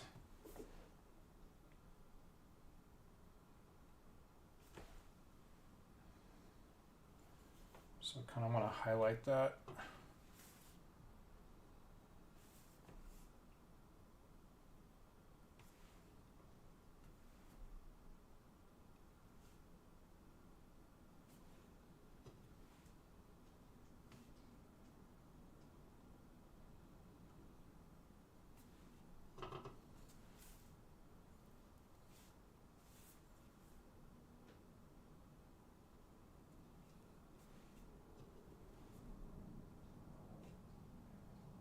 And that always takes like at least 2 coats for that. Ooh, that's, I don't, you know what? So my other Dralicites, I gave them bandoliers that were RGB. And I like this like brown belt plus gold gun is actually a really nice composition. What's the deal with space food? You go to absorb it, and the next thing you know, you have gas.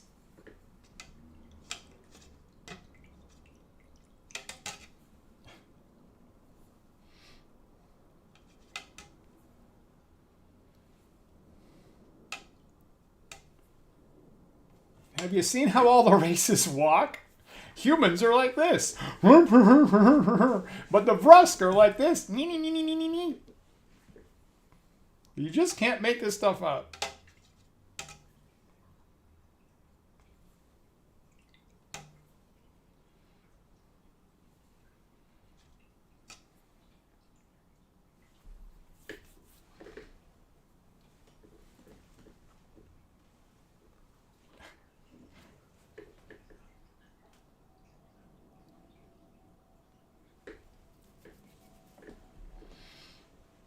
Don't let Dralicite Kramer get worked up.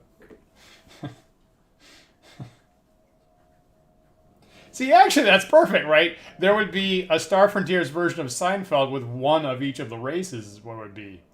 Right. I feel like I feel like that Kramer would probably be a Yazirian, I'm guessing. Who just like smash down the door on a regular basis.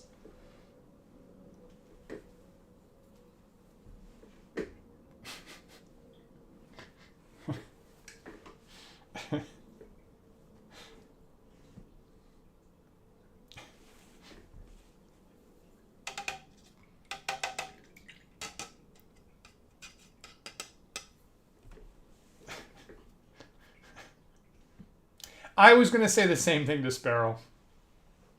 Yeah, now that I'm thinking about that, I'm thinking probably Dralicite should be George.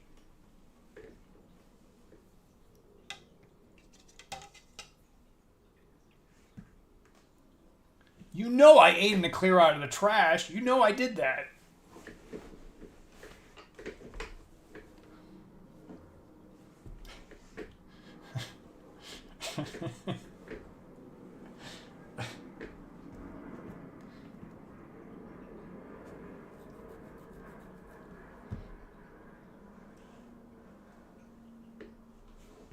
So what? Elaine's the Vrusk? Is that what's happening? Elaine's the Vrusk working for Mr.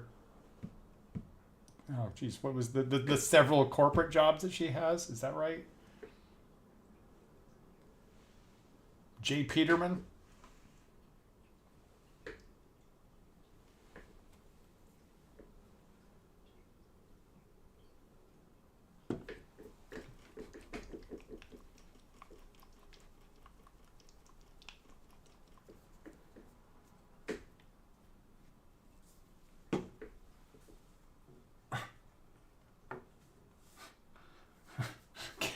Everybody, cast your Star Frontiers Seinfeld series.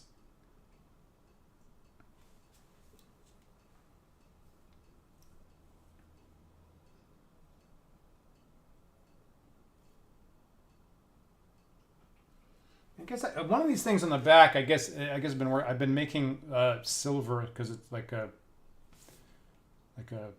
some kind of technical enviro sensor or something like that. So I'm going to go in and try to paint that silver right now. We can't get enough of. That's right. See, that's good, right? And Dralicite George's father is played by a famous Dralicite comedian from an other generation. This tracks very well.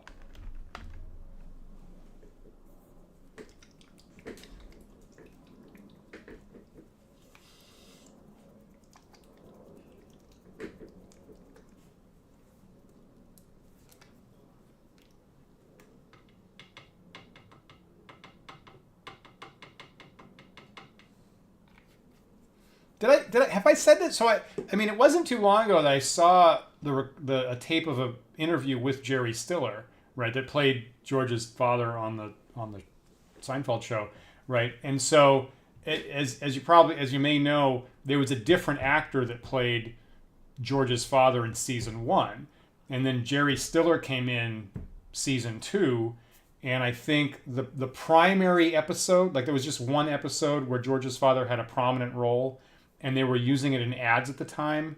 They recut it. They went and retaped those scenes with Jerry Stiller a year later, cut it into the episode, and then cut it into their advertisements.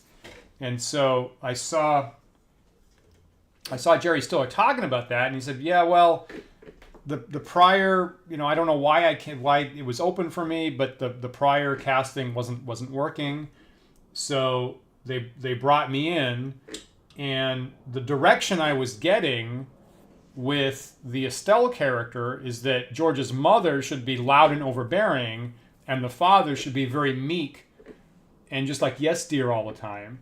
And so we did, we were in doing an episode or two, and says Jerry Stiller, and he says, and it's just totally not working. It's just not working. It's not fun. It's not funny. But I'm taking this direction of just like be meek and accept the yelling, right? And he's like, and I already know they already got rid of one actor because it wasn't working, and I can just feel that I'm going to get fired. That I'm going to get fired from the George's father role, and I'm just feeling the whole thing slipping away from me. And the director and Jerry, they're talking off at the side of the set, and I can just feel things going bad. So I do a take, and without anybody telling me, I just start yelling back at Estelle, which is the opposite of the direction I was getting, but I was just so desperate for something to happen, and I start screaming back at Estelle, and we wind up screaming at each other, and the director's like, "Yeah, that's it. That's the ticket. Just keep doing that."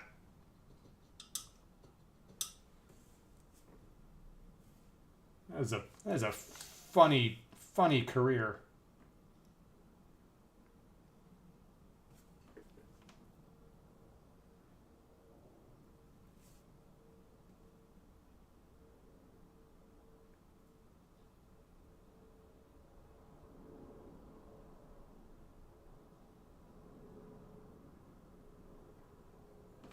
So somewhere there's two Dralicites on Star Frontier's Seinfeld that are bellowing at each other the same way.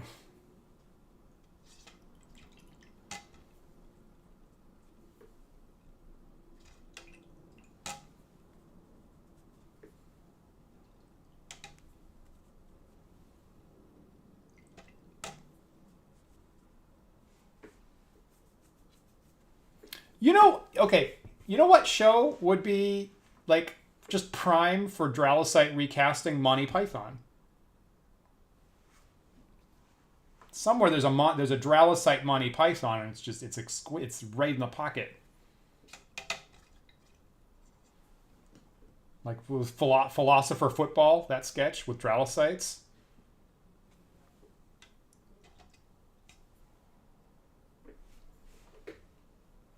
You know that would work.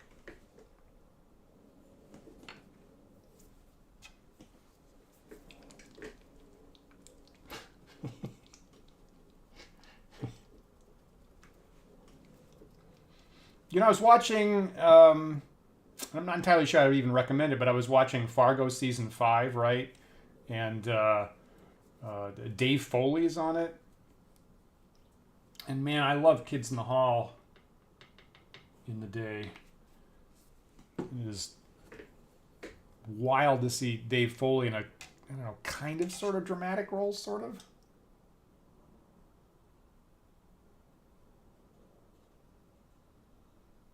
Speaking of sketch comics,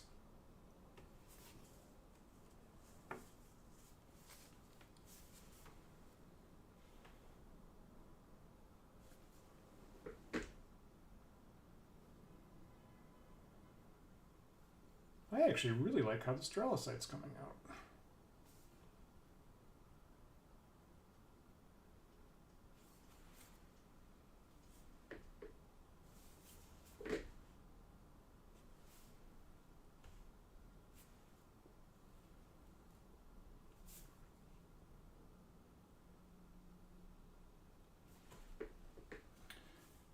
There was a math professor, I think his name was Gordon Moore. I know his last name was Moore. I think the first name was Gordon. And there's a whole method of teaching math called the Moore method. And it's only for, like, you know, doctoral researchers, right? It's not for elementary school, it's not for high school, it's not for normal undergraduates. It's just for becoming, you know, it's like, here's a great method if you want to become a Nobel Prize winning math researcher, called the Moore method. And so once in a while you're looking for, like, how to teach math, and you run the Moore method, and it's like, you can't use this. Whatever you're doing, you can't. If you're studying ways to teach math, you can't use this. But there's a thing called the Moore method, and you'd come into class and just, like, all resources are prohibited. And obviously this is a number of decades ago. This is before, you know, the internet was accessible. But all resources are prohibited. You're not allowed to go to the library. You're not allowed to use a textbook. And he gives you, like, a starting page of axioms, and now you have to basically prove all of math in class on the fly. And with, you know, in a harsh environment. And so supposedly, right, and he would, you know, supposedly, obviously you're a top level mathematician already, but you're going through this program, and a number of his students did actually, of course, there's no Nobel Prize for math. It's the not the Abel Prize. It's the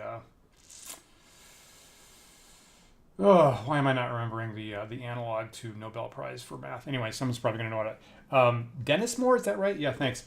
And so I believe that Gordon Moore taught at the University of Texas at Austin or something like that. He was in Texas, and so supposedly people would go up to his office, like, if they had, like, a grief, and among other things, Moore kept a loaded gun in his desk, in his office desk, and so if there was a dispute, he was ready to. So perhaps that's who we have on the table here. Perhaps the Dralisite Dennis Moore, of, like, he's teaching philosophy, and then if and, you know, supposedly philosophy forums are, like, really uncivil,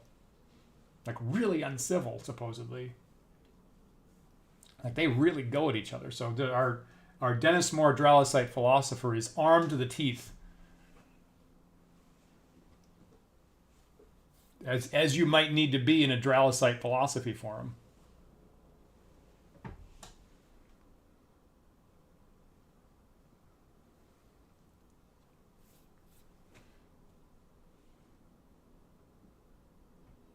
Right. It's not right. Gordon Moore is was the founder of Intel? Is that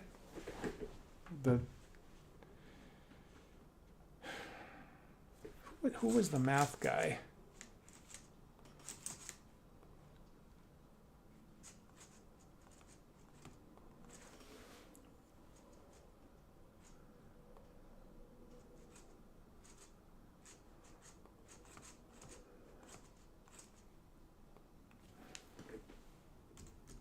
I'm fairly well off topic tonight.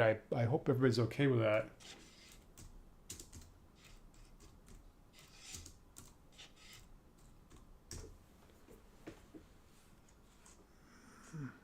Robert Moore. Robert Lee Moore. Topologist at University of Pennsylvania. Well, I was fairly far off. Robert Moore. Did he happen to know about the Lupin Express, though?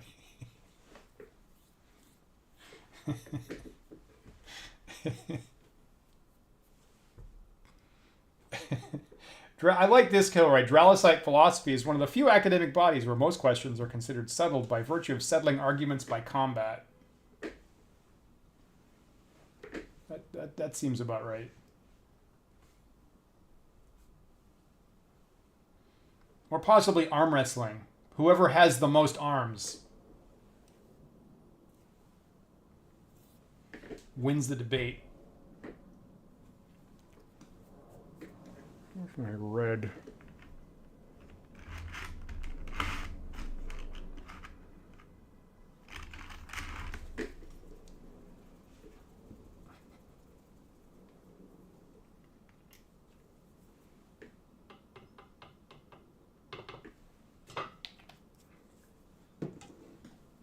On my little scanner, I like to put a tiny little, like,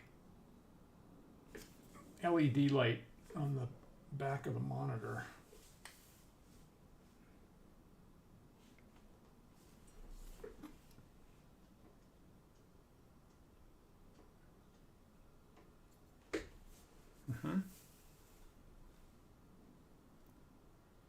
You've got D-mail. Don't forget, check your messages.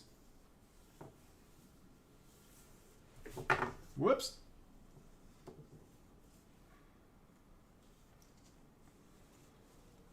The Yazirians are just a tiny bit top heavy.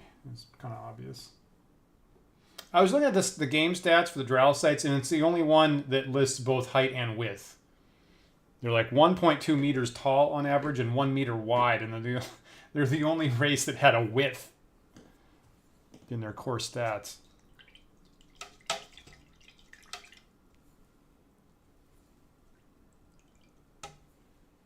Supposedly there was a scene like in the 30s or something like that at Oxford where there was a philosophy seminar, and I think it was Wittgenstein was visiting, and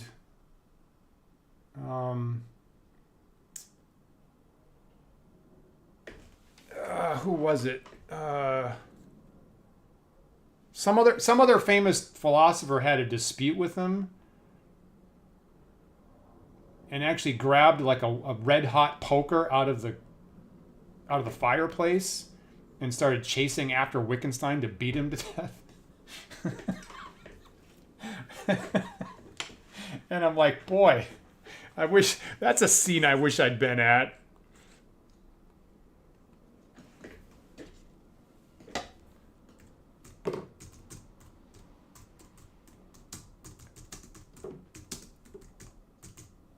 Is that who it was? Do I have that right? Popper, that's what it was. Karl Popper went after Wittgenstein in 1946.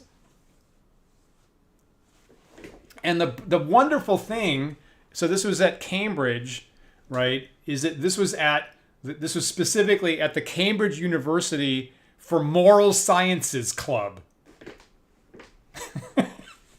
The Moral Sciences Club erupted in violence between Popper and Wittgenstein. That is like one of the richest things that ever happened on Earth, I think. Yeah. Yep. Karl Popper, the philosophy of science guy. Yep.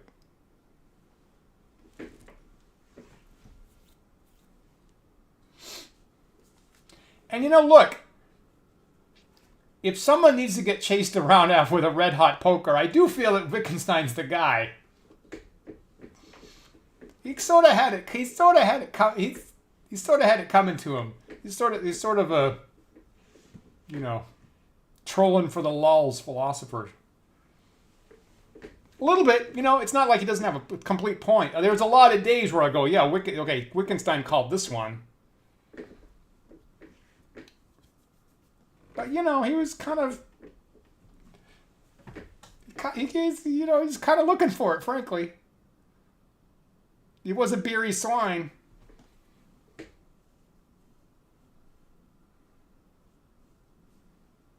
Come in and tell me my whole discipline is just word games.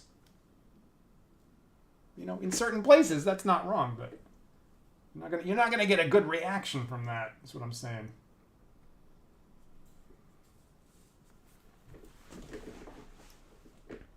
Oh my, it's okay. So normally it's, so I've gone a little bit longer than I expected actually. So I threw a big slob of paint on my Yazirians there. My Dralosite's done, so I think I can, it's a pretty simple miniature, but I can do a miniature in 2 hours. I guess I needed some advice. I guess I needed some advanced advice about how to paint the Yazirians, and also thinning down my paints a little bit as I get used to these new paints actually that I haven't used before. So a little bit past 11 p.m. here in New York tonight. So I think I'm going to wrap up the stream here, and maybe I'll be working on these guys once they dry off a little bit. And hopefully in a week we'll be back. We'll plan to be back and do more molding. And the thing we have to do next is get the insectoid Vrusk, which are much larger miniatures, and they come in 2 parts. So we'll see next week if I actually make 2 molds for both the head part and also the back carapace on the Vrusks, and start going in the direction of making our giant alien insect centaur types next week is what we'll hope for. So as usual, Paul and I will be back for more Wandering DMs this Sunday. We were off last week for our house con, as you may know, but we'll be back this Sunday will be the plan. So we'll look forward to touching base with everybody then. Thanks so much for hanging out. Again, if you are not already a patron of the Wandering DMs, we would love for you to join us.